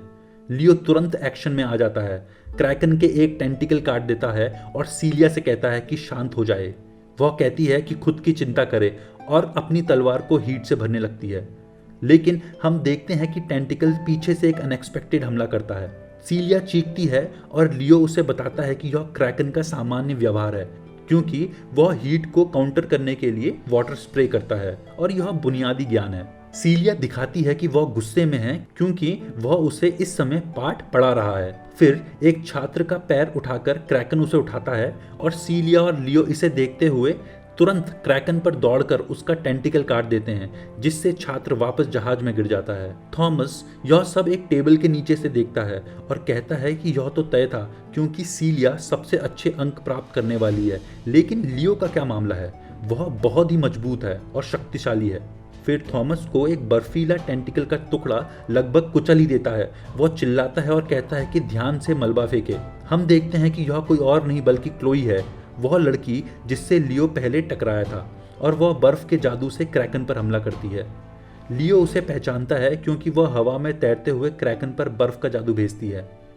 वह थॉमस से कहती है कि अगर वह अपनी रक्षा नहीं कर सकता तो उसे पीछे रहना चाहिए। थॉमस गहरी सांस लेकर कहता है कि मजबूत लोग कमजोर लोगों के बारे में कभी नहीं सोचते, वो जिए या मरे। फिर एक और टेंटिकल गिरता है और लुलिन जुड़वा भाई बहन दिखाए जाते हैं, एबेड और चेल्सी।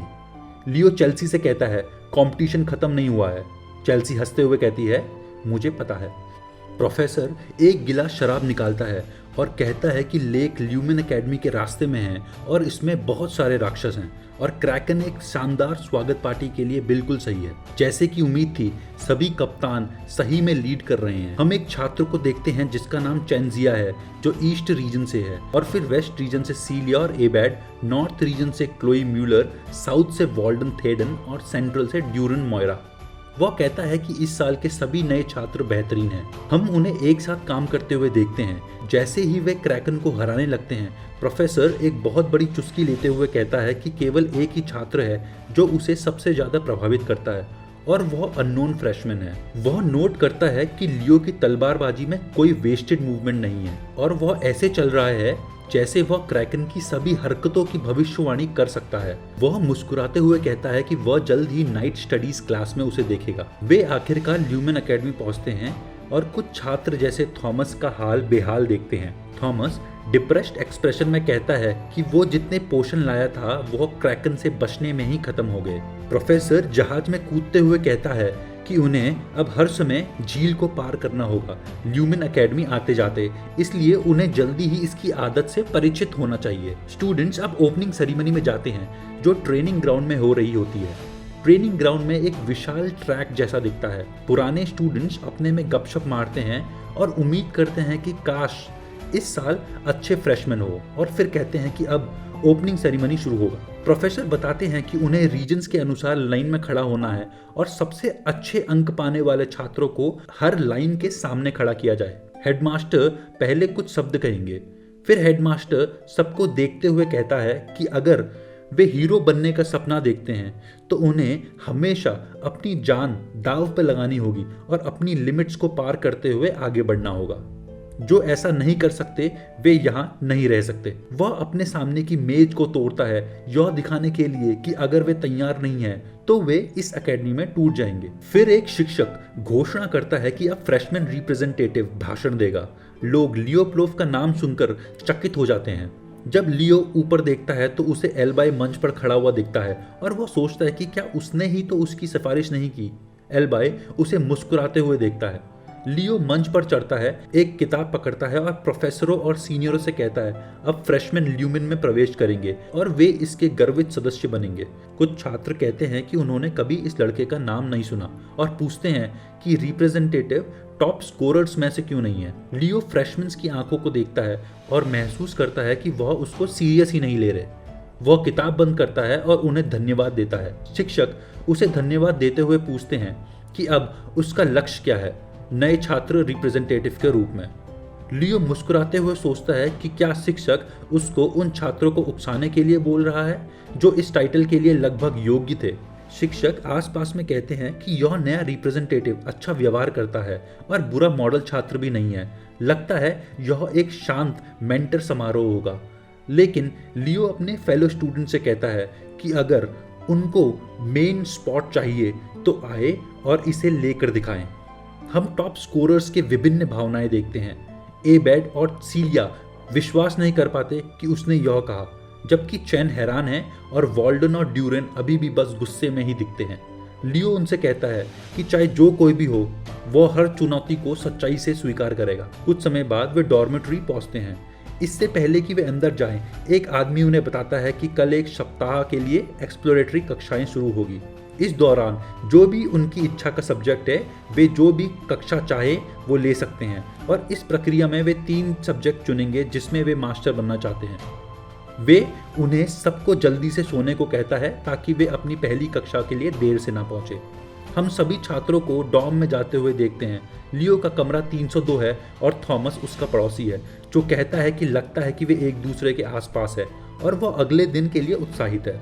वह लियो से कहता है, अच्छी नींद लो, कल मिलते हैं। लियो कहता है, कल मिलते हैं, और फिर अपने कमरे में जाता है, बिस्तर पे गिरता है और सोचता है कि ल्यूमिन से उसे क्या चाहिए। लियो कहता है कि यह उसकी शुरुआत होगी, यह जानने के लिए कि वह यहाँ क्या चाहता है, और फिर हमें एक दृश्य रूपक दिखाया जाता है।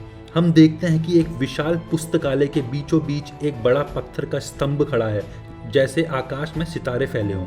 लियो कहता है कि यह वही चीज़ है जो वह यहाँ ढूंढना चाहता है, क्योंकि वह अपने हीरो का रिकॉर्ड ढूंढ रहा है। अगले दिन हम कैफेटेरिया में जाते हैं, जहाँ थॉमस लियो से कहता है कि वह उसके साथ खाना खाना चाहता है। लियो कहता है ठीक है, और थॉमस उसके पास बैठता है। साथ ही कोई और भी आता है और अपना खाना मेज पर पटकता है।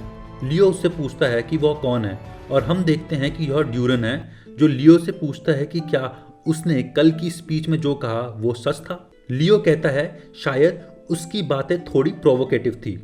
ड्यूरन लियो से पूछता है कि क्या वो जानता है कि वह कौन है, और कहता है कि वह सेंट्रल रीजन का कैप्टन है।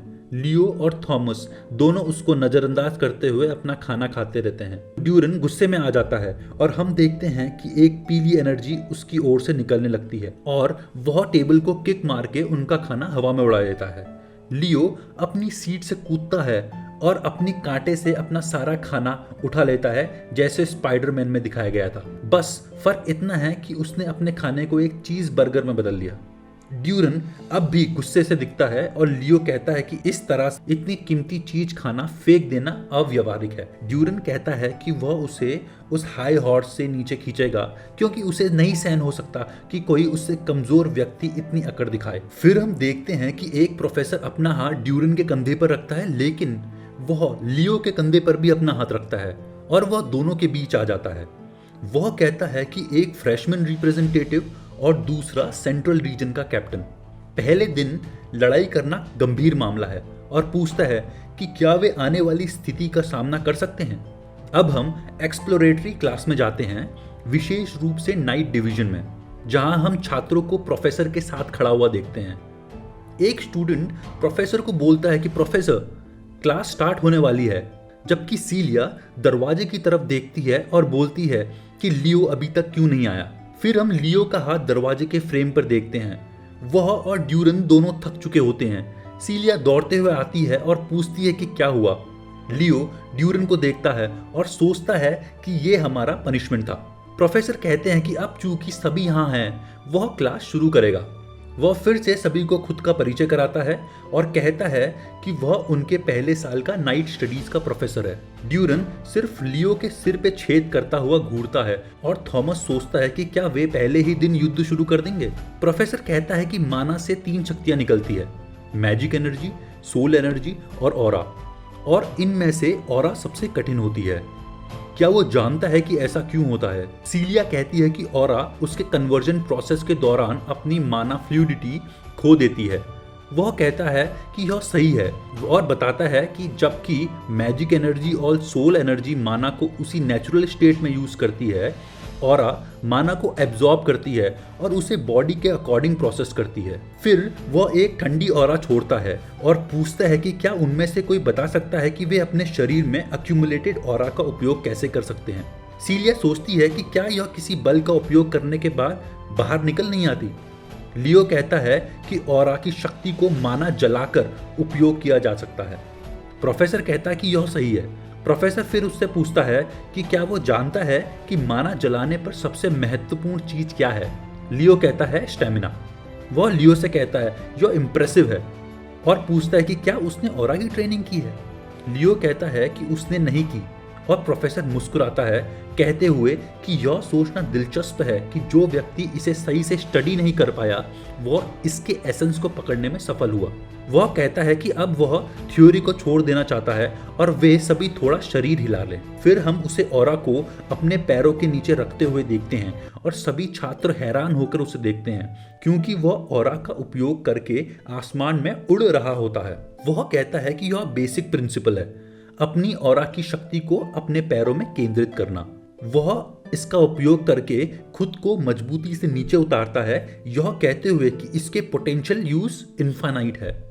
अब जब कक्षा शुरू हो चुकी है, हम कुछ छात्रों को ऑरा स्टेप की प्रैक्टिस करते हुए देखते हैं, जबकि कुछ अपनी लड़ाई की प्रैक्टिस कर रहे हैं। सीलिया लियो से कहती है कि वह उसे बताएगी कि इसे कैसे करना है अगर वह उसे बहन कहे।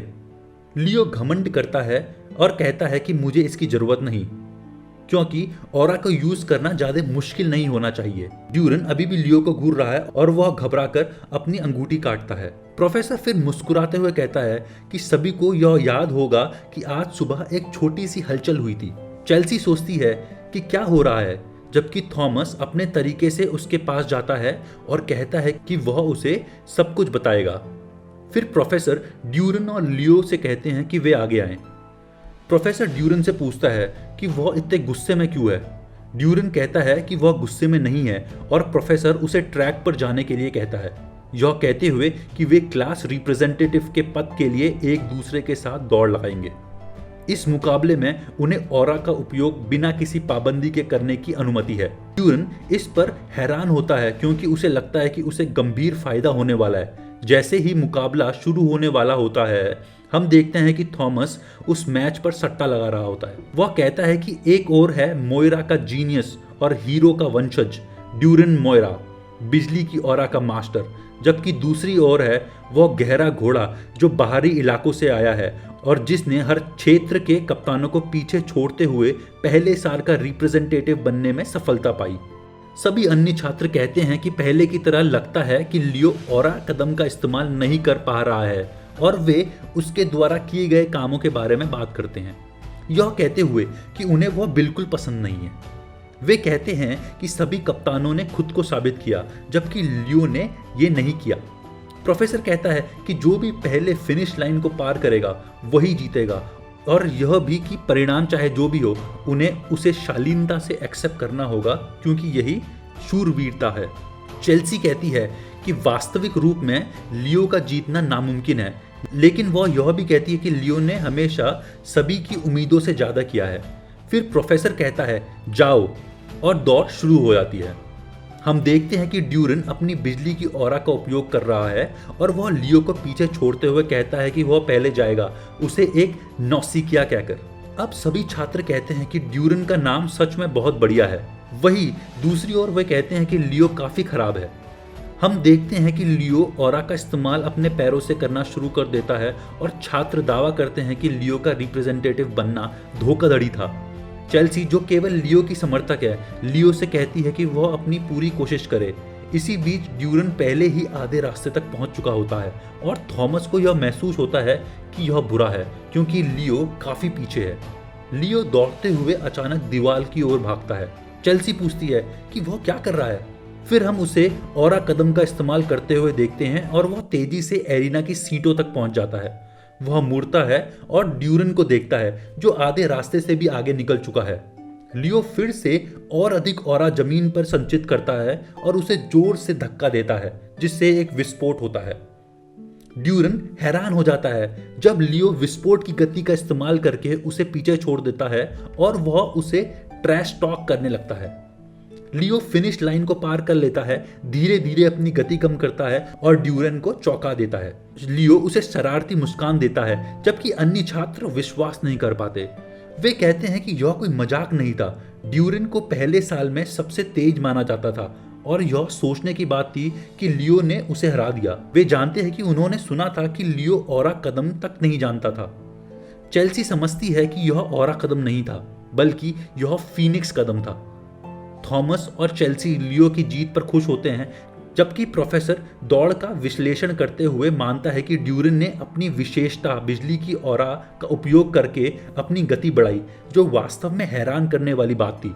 हालांकि लियो थोड़ा धीमा था, उसने अपनी ऑरा को पैरों पर संचित और केंद्रित कर उसे एक मजबूत ऑरा कदम में बदल दिया, जो एक अद्भुत तकनीक थी। लियो ड्यूरन से कहता है कि यह एक शानदार मुकाबला था और यह भी कहता है कि अगर यह लंबी दूरी की दौड़ होती तो परिणाम अलग हो सकता था। ड्यूरन, जो दोस्ती नहीं करना चाहता, लियो से कहता है कि वह यहाँ से चला जाए और वह सोचने लगता है कि वर्तमान पीढ़ी के शिष्यों में एक असली हीरो शायद अब जन्म लेने वाला है। चेल्सी जल्दी से लियो के पास दौड़ती है और कहती है कि वह वास्तव में उसके साथ ट्रेनिंग करना चाहती है। थॉमस, जो थोड़ा लेफ्ट आउट महसूस कर रहा है, बोलता है कि जब वह उसके पास खड़ा है तो चेल्सी सिर्फ लियो पर ध्यान क्यों दे रही है। फिर विषय बदलता है और सुझाव देता है कि वे सभी कैफे जाएं और वह लियो का बिल अदा करेगा। लियो माफी मांगता है और कहता है कि वे उसके बिना ही जाएं क्योंकि उसे समनिंग क्लास में जाना है। थॉमस बोलता है कि एक नाइट को समनिंग क्लास में क्यों जाना है। चेल्सी गहरी सांस लेकर कहती है कि वह नहीं जानती लियो के दिमाग में क्या है। लियो रास्ते में सोचता है, उसे यह समझ में नहीं आता कि फेरी किंग ने उसे वचन क्यों दिया। हीरो की दुनिया से मिलने वाले पुरस्कार आमतौर पर उसकी दुनिया के मालिक की शक्ति में जुड़ जाते हैं, लेकिन जो पुरस्कार उसने प्राप्त किया वह समनिंग से संबंधित है, जबकि शिक्षक एल्बाई एक शुद्ध जादूगर है जिसका समनिंग से कोई संबंध नहीं है। इसीलिए सामान्यतः लियो को एक जादू से संबंधित क्षमता मिलनी चाहिए थी। इसके अलावा एक फेरी से कॉन्ट्रैक्ट करने के लिए मुझे फेरी लैंड में जाना पड़ेगा, जिससे यह पुरस्कार फिलहाल बेकार हो जाता है। फिर हम एक महिला की आवाज सुनते हैं जो लियो से पूछती है कि क्या वह समनिंग क्लास के लिए यहाँ है। जब वह मुड़ता है तो वह ईस्ट कैप्टन चैन को देखता है, जो कहती है कि उससे मिलकर अच्छा लगा। वह उसे बताता है कि उससे मिलकर भी अच्छा लगा और उसका पूरा नाम लेकर उसे संबोधित करता है। वह कहती है कि उसे सिया बुलाने के लिए कहे और फिर बताती है कि उसे यकीन था कि मास्टर लियो नाइट डिवीजन के छात्र हैं और उसने नहीं सोचा था कि वह समनिंग में रुचि रखते होंगे। वह कहता है कि वह स्पिरिट्स में रुचि रखता है और वह कहती है कि वे एक दूसरे से और भी ज्यादा मिलेंगे।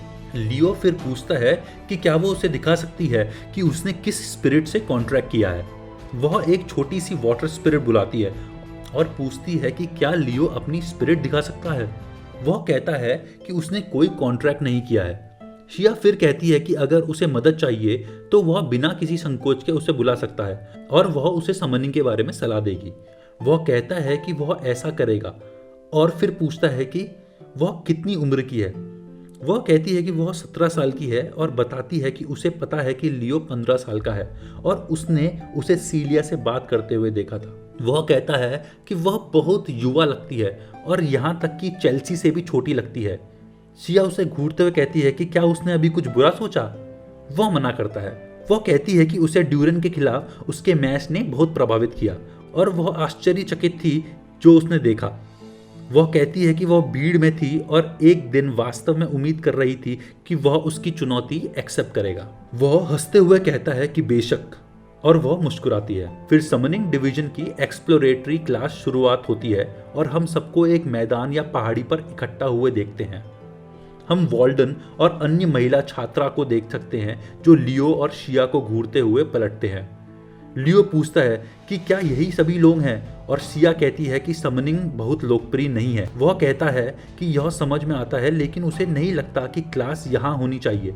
फिर अचानक विशाल पंख आकाश में उड़ते हुए दिखते हैं जिससे छात्र डर जाते हैं क्योंकि यह एक काले रंग का वाइवरन है और वह सोचते हैं कि यह कहाँ से आया। एक छात्र डर के मारे जमीन पर गिर जाता है और एक महिला कहती है कि यह इसीलिए हो रहा है क्योंकि उस वाइवरन को उससे लगाव हो गया है। वह सभी से कहती है कि उससे मिलकर अच्छा लगा और फिर अपने ड्रैगन से कूदती है। वह कहती है कि वह इस पूरे साल की समनिंग टीचर होगी और हम उन्हें यूरा मरीन के नाम से जानते हैं। कुछ परवट छात्र कहते हैं कि वे उसकी समनिंग बनना चाहते हैं। फिर हम काले वाइवरन को एक पेड़ के पास देखते हैं और यूरा उन्हें बताती है कि जो भी यहाँ हैं उनका समनर बनने का कुछ खास टैलेंट होना चाहिए। सभी छात्र यस चिल्लाते हैं और वह कहती है कि अच्छा है कि उनका जवाब साफ और जोर से आया। अब वे तुरंत अभ्यास क्षेत्र में जाएंगे। वह एक व्यक्ति को कार्लो नाम से बुलाती है और एक ग्रिफिन कदम बढ़ाते हुए आगे आता है। जिसे उनका सहायक प्रोफेसर कार्लो उनके पास लाता है। यूरा फिर उन्हें बताती है कि वे 2-2 के ग्रुप में इस ग्रिफिन में राइड करेंगे। एक छात्र कहता है कि यह पहली बार है जब वे ग्रिफिन को हैंडल करेंगे और वे नहीं जानते कि वे इसे कैसे संभाले। यूरा कहती है कि लगता है तुम मेरा लेसन नहीं सुनना चाहते। अगर वे सोचते हैं कि वे इसे कंट्रोल नहीं कर सकते तो इस क्लास से चले जाएं। वह अपने काले वाइब्रन पर चढ़ जाती है और पंख को उठाती है, फिर वह उड़ जाती है। लियो उसे देखता है और कार्लो कहता है कि अब सभी को जल्दी से उसकी तरह उसका पीछा करना चाहिए।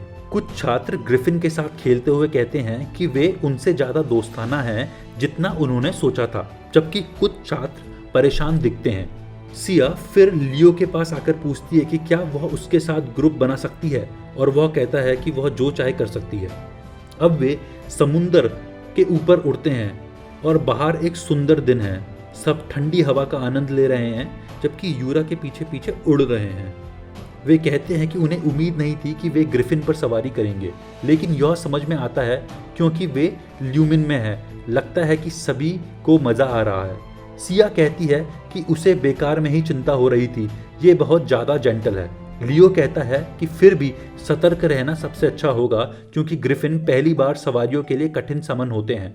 हम देखते हैं कि यूरा एक गहरी सांस लेती है और ग्रुप के सामने अपनी वाइब्रन से एक सीटी बजाती है। अब सभी ग्रिफिनों की आंखें टोकने लगती है जैसे वे लड़ने वाले हों और वे अपने पंजों को फैलाते हैं और सभी ग्रिफिन जोर जोर से चिल्लाने लगते हैं।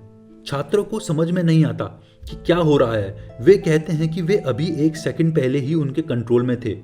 यूरा पूछती है कि क्या वे सच में सोचते हैं कि वे ल्यूमिन एकेडमी के छात्र कहलाने के काबिल हैं जब वे एक ग्रिफिन भी संभाल नहीं सकते। वे उन्हें खुद को काबू करने की सलाह देती है। हम शिया और लियो के ग्रिफिन को उखड़ते हुए देखते हैं और जैसे ही वह गिरने लगती है लियो उसे पकड़ लेता है, कहते हुए कि ग्रिफिन बहुत प्राउडफुल होते हैं और उसे इनको ओवरपावर करने की कोशिश नहीं करनी चाहिए। सिया घबराकर उससे पूछती है कि वह क्या कर रहा है। लियो उसे बताता है कि वह उसके हाथों को अपनी दिशा में रखे और उसे उसकी लीडरशिप का पालन करने के लिए कहता है। फिर वह ग्रिफिन को उड़ाने का आदेश देता है और वह यूरा और कार्लो के पास से गुजरता है जो कहते हैं कि यह बुरा नहीं था। यूरा कार्लो से पूछती है कि क्या पहले कक्षा रिप्रेजेंटेटिव नाइट के मेजर के लिए उम्मीदवार है और कार्लो हाँ कहता है।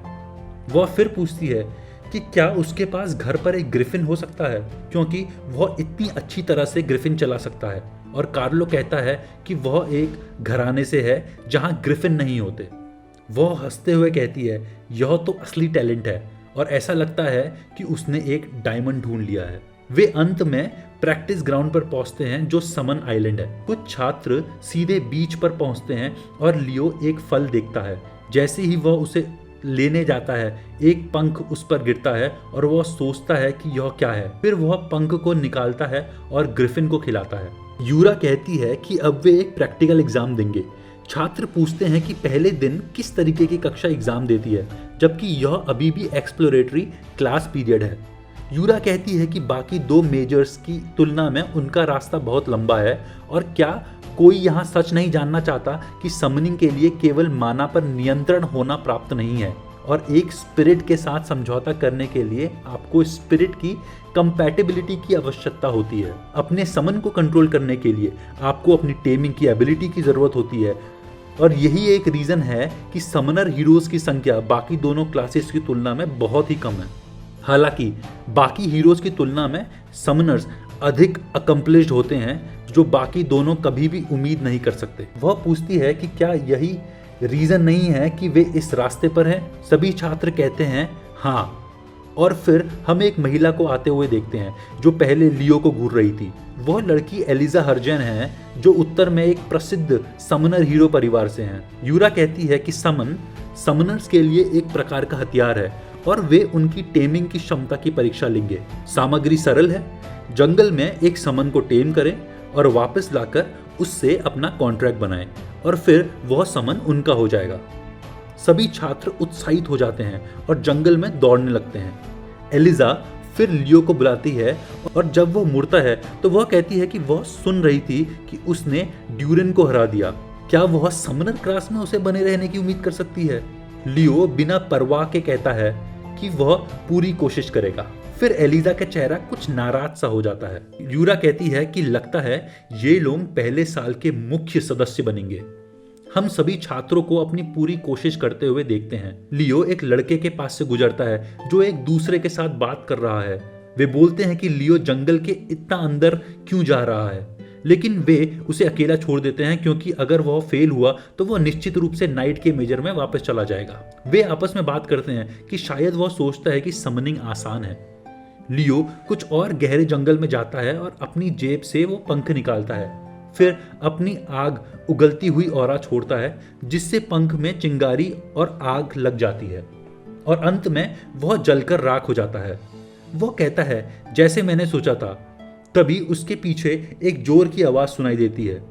उसी समय एक दूसरा सीन दिखाया जाता है जो स्कूल से बहुत दूर है। वहां नाश्ता बन रहा है। हम लियो की माँ को यह पूछते हुए सुनते हैं कि क्या डैड को लगता है कि लियो ठीक रहेगा, और वह कहता है कि यह तो बस उसका पहला दिन है। क्या वह पहले ही चिंतित है? वह कहती है कि शायद वह सही है और उसकी चिंता करना बेकार है। लेकिन हम देखते हैं कि लियो के चारों ओर आग और भी बढ़ने लगती है। वह सोचती है कि पहले दिन क्या बुरा हो सकता है, लेकिन यह पता चलता है कि लियो ने 3 महान समनर में से एक फीनिक्स को बाहर निकाला है।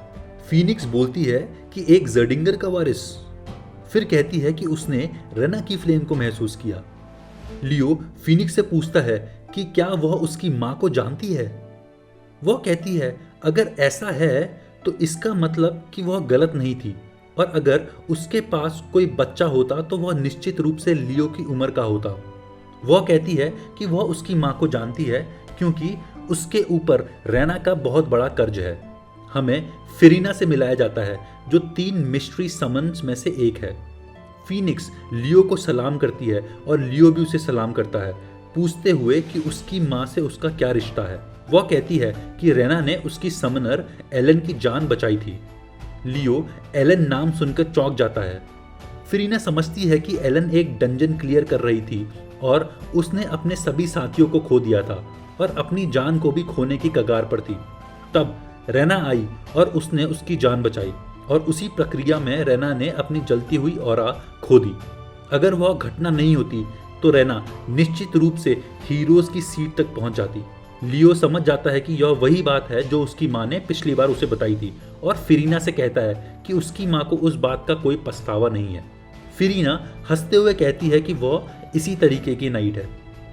फिर लियो फिरीना से पूछता है कि वह यहाँ ल्यूमिन में क्या कर रही है। वह कहती है कि वह उसे यह नहीं बता सकती, लेकिन पूछती है कि वह नाइट है और वह इस आइलैंड पर क्या कर रहा है। लियो कहता है कि वह भी समनिंग क्लासेस ले रहा है, जो फिरीना को चौंका देती है। वह उसे घूरते हुए कहती है कि यह मजेदार है और यह और कुछ नहीं बल्कि किस्मत है। वह लियो से कहती है कि वह फाइनली उसकी माँ का कर्ज चुका सकती है। वह लियो से कहती है कि वह अपना हाथ आगे बढ़ाए और ये ले। जैसे ही आग उसके हाथ को घेर लेती है, यह एक अंडे में बदल जाता है। फिरीना कहती है कि यह उसका बच्चा है और एक दिन जब वह एक महान समनर बन जाएगा तो वह उम्मीद करती है कि वे दोनों एक कॉन्ट्रैक्ट करेंगे। वह कहती है कि जिस समनर को इसे प्राप्त करने के लिए चुना गया था उसके लिए यह दुर्भाग्यपूर्ण है। लियो पूछता है कि क्या वो अभी कॉन्ट्रैक्ट नहीं बना सकता। फिरीना कहती है कि यह संभव नहीं है और फिर चौंक जाती है जब लियो अपनी ऑरा को छोड़ने लगता है। वह बताती है कि वह अपनी जान भी खो सकता है और उसे रुकने के लिए कहती है क्योंकि वह उसे कॉन्ट्रैक्ट करने की कोशिश करते हुए देखती है। लेकिन फिर उसे एहसास होता है कि शायद बहुत देर हो चुकी है क्योंकि उसकी आंखों में यह दिखता है कि वह अब होश में नहीं है। वह कहती है कि उसकी जो कुछ भी करने की हिम्मत थी वह उसे रेना की याद दिलाती है और उसे शुभकामनाएं देती है। जब लियो अपनी आंखें खोलता है तो वह जो कुछ सामने देखता है वह एक ज्वाला होती है जो किसी प्रकार के सुनहरे धागे से घिरी होती है। वह अपना हाथ आगे बढ़ाता है और उसे छूता है। तभी वह उससे अपनी पूरी देह को जलाने लगता है।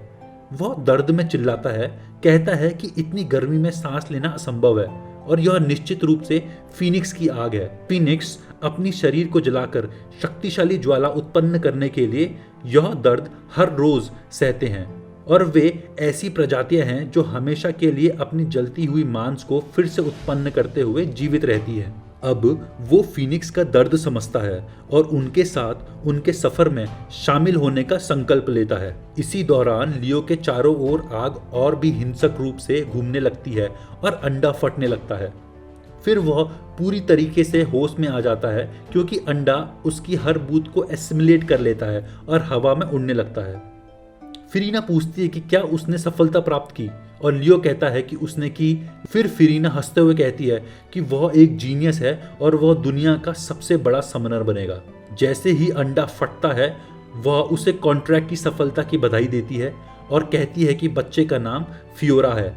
फिर फिरीना एक इंसान में बदल जाती है और कहती है मुझे अपने बच्चे को लेकर आप पर पूरा भरोसा है।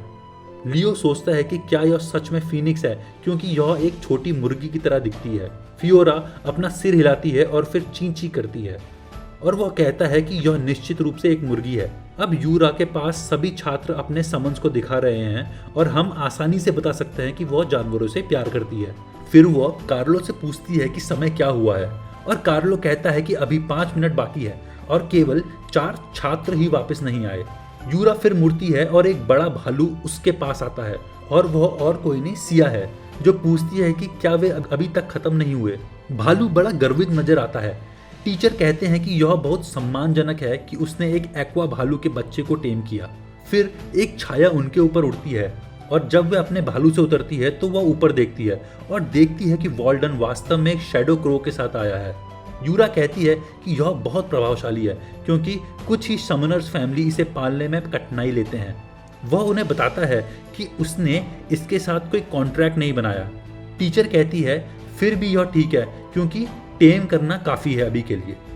फिर दूसरे छात्र चिल्ला रहे होते हैं और हम देखते हैं कि एक विशाल सांप जिसके सिर पर एलिजा बैठी है जो यूरा की ओर रेंगता हुआ आ रहा है। एलिजा कहती है कि उसने इससे कॉन्ट्रैक्ट किया क्योंकि मेरे परिवार में ऐसा समनर नहीं है। फिर कार्लो कहता है कि समय खत्म हो चुका है और फिर उसी समय वो लियो को देखता है और कहता है परफेक्ट टाइमिंग। सभी उसकी ओर मुड़ते हैं और उसे जंगल से बाहर निकलते हुए देखते हैं। वे उसके सर पर थोड़ा सा फर देखकर हंसते हैं और पूछते हैं कि उस बेवकूफ ने मुर्गी के बच्चे को टेम किया है। लेकिन यूरा तुरंत समझ जाती है कि मामला क्या है और कहती है कि कोई शक नहीं कि उसने फीनिक्स को टेम किया है। बाद में उसी दिन एकेडमी में हम लियो को एक दरवाजे के सामने खड़ा हुआ देखते हैं अपनी टाई ठीक करते हुए और फिर वो दरवाजे पर दस्तक देता है। हम यूरा की आवाज़ सुनते हैं जो कहती है कि वो अंदर आ सकता है और फिर हम उसे अपनी डेस्क के नज़दीक देखते हैं। वह कहता है कि उसने सुना कि वह उसे ढूंढ रही है और वह कहती है कि वह बैठ सकता है। फिर वह कहती है कि यह उसका पहली बार था जब उसने एक बच्चा फीनिक्स देखा। दरअसल उसे तो यह भी नहीं पता था कि इस आइलैंड पर कोई फीनिक्स है और एक फ्रेशमैन के साथ कॉन्ट्रैक्ट करना एकेडमी के इतिहास में यह पहली बार हुआ है। हम लियो को चौंकते हुए देखते हैं क्योंकि वह झुककर उसके पास आती है और कहती है कि वह जानती है कि वह असल में क्या है। लियो सुनकर घबराता है और यूरा कहती है कि वह एक समनिंग जीनियस है और उसे गले लगा लेती है। वह कहती है कि वह उसकी सफलता की सराहना करना चाहती थी लेकिन वह सोचती है कि अभी के लिए यह रहस्य होना चाहिए कि उसके फीनिक्स के साथ कॉन्ट्रैक्ट बना लिया है क्योंकि अगर यह सामने आया तो चीज़ें बहुत शोर शराबे वाली हो जाएंगी। वह उसे बताती है कि जब एक्सप्लोरेटरी क्लास खत्म हो जाए तो उसे समनिंग को अपने मेजर के रूप में चुनना चाहिए क्योंकि उसमें एक समनिंग हीरो बनने की प्रतिभा है जो समय के साथ याद किया जाएगा। कुछ समय बाद एकेडमी में हम क्लोई को चलते हुए देखते हैं और वह जम्हाई लेती है। हम सुनते हैं कि थॉमस कहता है कि वह ऐसा करते हुए अपना मुंह फाड़ डालेगी। वह शर्मिंदा होकर पलटती है और वह कहता है कि उसे थकान लग रही है।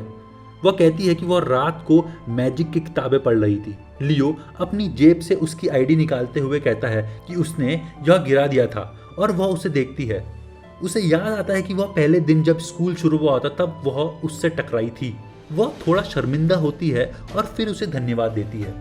थॉमस फिर पूछता है कि लियो मैजिक की क्लास में क्या कर रहा है और वह कहता है कि चूंकि वे अभी भी एक्सप्लोरेटरी पीरियड में हैं, वे जितना हो सके उतनी क्लास में भाग लेना चाहता है। थॉमस कहता है कि क्योंकि उसे सिर्फ मैजिक में दिलचस्पी है, यह वही एक क्लास है जिसे वो अटेंड करता है और फिर उसे बताता है कि उसके पास जो महिला बेटी है वो क्लोई है क्योंकि वह उसे घूर रही थी। थॉमस कहता है कि यहाँ थोड़ी ठंड है। वह उठकर पीछे जाने को कहता है लेकिन एक विशाल बर्फ की दीवार उसके सामने आ जाती है जो उसे कुछ भी करने से रोक देती है। क्लोई उसे सामने वाली सीटों पर बैठने को कहती है क्योंकि उसे क्लास में दिलचस्पी है, वह उसकी मदद करेगी। वह उसे मजबूरी से खींचकर ले जाती है। फिर हम सुनते हैं कि चेल्सी लियो को पुकारती है, जिसे सुनकर वह चौंक जाता है। वह पलटता है और दोनों भाई बहन उसे हाथ हिलाते हुए दिखते हैं। फिर मुख्य दरवाजा खुलता है और वह मुड़ता है। हम सुनते हैं कि कोई कह रहा है कि यह सभी मैजिक क्लास में आने वाले लोगों से मिलकर खुशी हो रही है। वह कहता है कि वह इस साल उनका मैजिक टीचर है और वह खुद को लेनहॉर्स के रूप में प्रस्तुत करता है। वह कहता है कि आज की एक्सप्लोरेटरी क्लास शुरू करने से पहले आप लोग एक मैजिक थ्योरी एग्जाम दोगे। वह अपनी उंगली स्नैप करता है और एक मैजिक सर्कल बनता है। कागज सारे कमरे में उड़ते हुए हर छात्र के सामने आकर गिरते हैं। सभी छात्र चौंक जाते हैं कि एक्सप्लोरेटरी क्लास के पहले दिन ही परीक्षा। लेनॉर्ड्स उनको बताता है कि जो छात्र एक सर्टेन स्टैंडर्ड नहीं मेंटेन करते वे उसके क्लास में नहीं बैठ सकते, और अगर वे ल्यूमेन के छात्र हैं तो उनमें एक स्टैंडर्ड होना चाहिए। जब वे परीक्षा पूरी करें तो उन्हें अपने पेपर उनकी असिस्टेंट एना को देना होगा। हम एना को देखते हैं जो लहराती है और कहती है कि वह सभी की परीक्षा लेगी। लियो सोचता है कि क्या यह सच में वर्तमान मैजिक ट्रेंड है और सोचता है कि यह इतना मुश्किल क्यों है। यह बिल्कुल पुराने गणित जैसा नहीं है जो बच्चों को पढ़ाया जा रहा है। जैसे ही सभी छात्र अपना सर्वश्रेष्ठ प्रयास कर रहे होते हैं, वे सभी जो कुछ भी लिख सकते हैं वह लिखते जाते हैं। घंटी का बल्ब और ज़्यादा ख़त्म होने लगता है। थोड़ी देर बाद वे कहते हैं कि यह उतना मुश्किल नहीं था जितना उन्होंने सोचा था, लेकिन वे आखिरी सवाल का उत्तर नहीं जानते। उन्होंने सब कुछ हल कर लिया, बस वही नहीं। लियो का अनुभव पूरी तरह इससे अलग था क्योंकि उसने सिर्फ एक सवाल ही हल किया था। उसे एहसास होता है कि उसे यहाँ आने से पहले आधुनिक जादू के बारे में और ज़्यादा सीखना चाहिए था। घबराते हुए वह अपना पेपर एना को देता है और बाहर आ जाता है। यह तय करता है कि अब से वह खुद से जादू सीखने का प्रयास करेगा। जब घड़ी शून्य पर पहुंचती है, लेनॉर्स कहते हैं कि पिछले 100 वर्षों में जादू बड़ा विकसित हुआ है। जिस जादू में पहले परफेक्ट अंडरस्टैंडिंग की आवश्यकता होती थी, अब उसे सिर्फ एक्टिवेटिंग कंडीशन को याद करके ही किया जा सकता है। वह अपनी उंगली को स्नैप करते हैं और उसी वक्त छात्रों के आगे उनके अंक लौटते हैं। वह कहते हैं कि इस डेवलपमेंट ने मैजिशियन का लेवल बहुत ही खराब कर दिया है। वह अपना हाथ हवा में उठाते हैं और उसकी हथेली पर एक तेज रोशनी बनती है जो फिर ऊपर की ओर फैलती है और कुछ ऐसा बनाती है जो बेहद सुंदर और सोलर सिस्टम जैसा लगता है। लेनॉर्ड्स कहते हैं कि यह उस जादू का एसेंस है जो उन्होंने खुद बनाया है। उन्होंने इसे शुरू से अंत तक खुद बनाया है और वो चाहते हैं कि छात्र खुद का जादू खोजे और बनाने में सक्षम हो। इसीलिए उन्होंने पहले उन्हें यह परीक्षा दी थी। परीक्षा में 49 सवाल थे जिसमें हर एक जवाब 1 अंक का था जो सिर्फ साधारण याददाश्त पर आधारित थे, और आखिरी सवाल 51 अंकों का था जो जादू का असली एसेंस पर रखता था। और वह उम्मीद करते हैं कि सभी यहाँ ऐसे जादूगर बनेंगे जो इसे हल कर सके। चेल्सी कहती है कि कोई आश्चर्य नहीं है कि वह आखिरी सवाल हल नहीं कर पाई, लेकिन वो सोचती है कि क्या लियो ने हार मान ली है क्योंकि वह अब अपनी सीट पर नहीं है। वह चाहती थी कि वह उसके साथ क्लास अटेंड करे। फिर हम एना को लेनहॉर्स के पास दौड़ते हुए देखते हैं और वो बताती है कि दरअसल एक छात्र है जिसने 50वां सवाल हल किया है, और लेनहॉर्स चौंक जाता है। वह जोर से हंसने लगता है और छात्रों को चारों ओर देखता है, यह देखने के लिए कि वह कहाँ है, क्योंकि यह पहला मौका है जब किसी ने परफेक्ट स्कोर हासिल किया है। लेनॉर्स उन्हें खड़े होने को कहता है और एना बताती है यह परफेक्ट स्कोर नहीं था। लेनॉर कहता है कि ऐसा लगता है कि कुछ और जवाब छूट गए हैं क्योंकि आखिरी सवाल हल करने में समय ज्यादा लगा। वह अफसोस जताते हुए कहते हैं कि लेकिन जो भी वह था उसे आगे आना चाहिए। वह स्पष्ट करती है कि छात्र ने सिर्फ आखिरी सवाल हल किया है। लेनॉर्स चौंकते हुए पूछते हैं कि उसका नाम क्या है। एना कहती है कि वह छात्र लियो प्लो है। फिर वे लियो से खड़े होने को कहते हैं और थॉमस और क्लोए कहते हैं कि वह अब यहाँ नहीं है। चेल्सी कहती है कि वह तो परीक्षा खत्म होने के बाद ही चला गया था। लेनॉर्स पूछते हैं कि उसने ऐसा क्यों किया। फिर एक कैफे में हम सीलिया को हंसते हुए देखते हैं। वह कहती है कि उसने समनिंग क्लास में मुर्गी पाली और मैजिक क्लास में सिर्फ एक ही सवाल हल किया। वह कहती है कि क्या तुम्हें नहीं लगता कि तुम कुछ गलत कर रहे हो, और क्योंकि वो नाइट मेजर है तो उसे अपनी तलवारबाजी पर ध्यान केंद्रित करना चाहिए। लियो फिर पूछता है कि क्या वह उसके साथ स्टेमिना ट्रेनिंग करना चाहती है और वह तुरंत कहती है नहीं। फिर हम लेनॉर्ड्स को सुनते हैं जो कहता है कि क्या तुम ही वो नाइट मेजर हो। लियो चौंक कर पलटता है और लेनॉर्ड्स पूछता है कि क्या वही है जिसने उसकी क्लास का मजाक उड़ाया और क्यों वह सिर्फ एक सवाल हल करने के बाद चला गया। वह पूछते हैं कि क्या लियो ने सोचा था कि बाकी सवाल इतने आसान थे कि उनका जवाब देना जरूरी नहीं। लेनॉर्ड्स के व्यवहार में कुछ अजीब सा दिख रहा होता है। लियो कहता है कि यह एक गलतफहमी है और उसने सोचा था कि वह परीक्षा में पास नहीं हो पाएगा। वह कहता है कि हर सवाल आखिरी के अलावा बहुत मुश्किल था, इसीलिए वह किसी को हल नहीं कर पाया। लेनॉर्ड्स को यह बिल्कुल उम्मीद नहीं थी और लियो कहता है कि उसने सिर्फ पुरानी किताबें को पढ़कर खुद से जादू सीखा है। यही वजह है कि वह आधुनिक जादू के बारे में बिल्कुल सुनिश्चित नहीं था। लेनॉर्ड्स को समझ में आता है और वह लियो को आकाश में उठाकर खुश होकर फिर नीचे उतारता है, जिससे लियो पूरी तरह से उलझने पड़ जाता है। लेनॉर्ड्स खुद को नियंत्रित नहीं कर पाता और लियो से कहता है कि वह उसका पीछा करे। लेनॉर्ड्स तुरंत लियो को खींचकर ले जाता है और सीलिया पूछती है कि यह जादू का प्रोफेसर क्या कर रहा है। एना दौड़ते हुए आती है और पूछती है कि क्या उसने लेनॉर को देखा या उसने कुछ अजीब देखा। सीलिया कहती है कि कुछ मिनट पहले वह यहाँ था, लेकिन उसने अचानक लियो को पकड़ लिया और उसे खींचकर ले गया।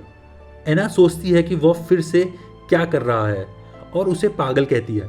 फिर हम लियो को बोर्ड पर चौक को मिटाते हुए और कुछ और लिखते हुए देखते हैं और वह लियो से कहता है कि ये इक्वेशन हल करे। लेनॉर्ड्स कहता है कि अगर लियो ने आखिरी सवाल सिर्फ किस्मत से हल किया है तो उसका अपना जादू सिस्टम पहले से ही उसके दिमाग में होना चाहिए। कुछ देर बाद लियो से बताता है कि उसने सभी सवाल हल कर लिए हैं। लियो पूरी तरीके से हैरान हो जाता है और पूछता है कि क्या उसने सच में सभी सवाल दिमाग में ही हल कर लिए। लियो कहता है हाँ। लेनॉर्ड्स की आंखें चमकने लगती है और वह खुशी से कहता है आखिरकार। फिर हम हॉलवे में एल्बाई को चलते हुए देखते हैं, जबकि लेनॉर्ड्स खुशी से उसकी पूरी खींचतान के साथ चलता है और एल्बाई बस उदास नजर आता है और सोचता है कि लेनॉर क्या कर रहा है। लेनॉर एल्बाई के पैर को पकड़ते हुए कहता है कि वह बहुत खुश है और उसे सब कुछ के लिए धन्यवाद कहता है।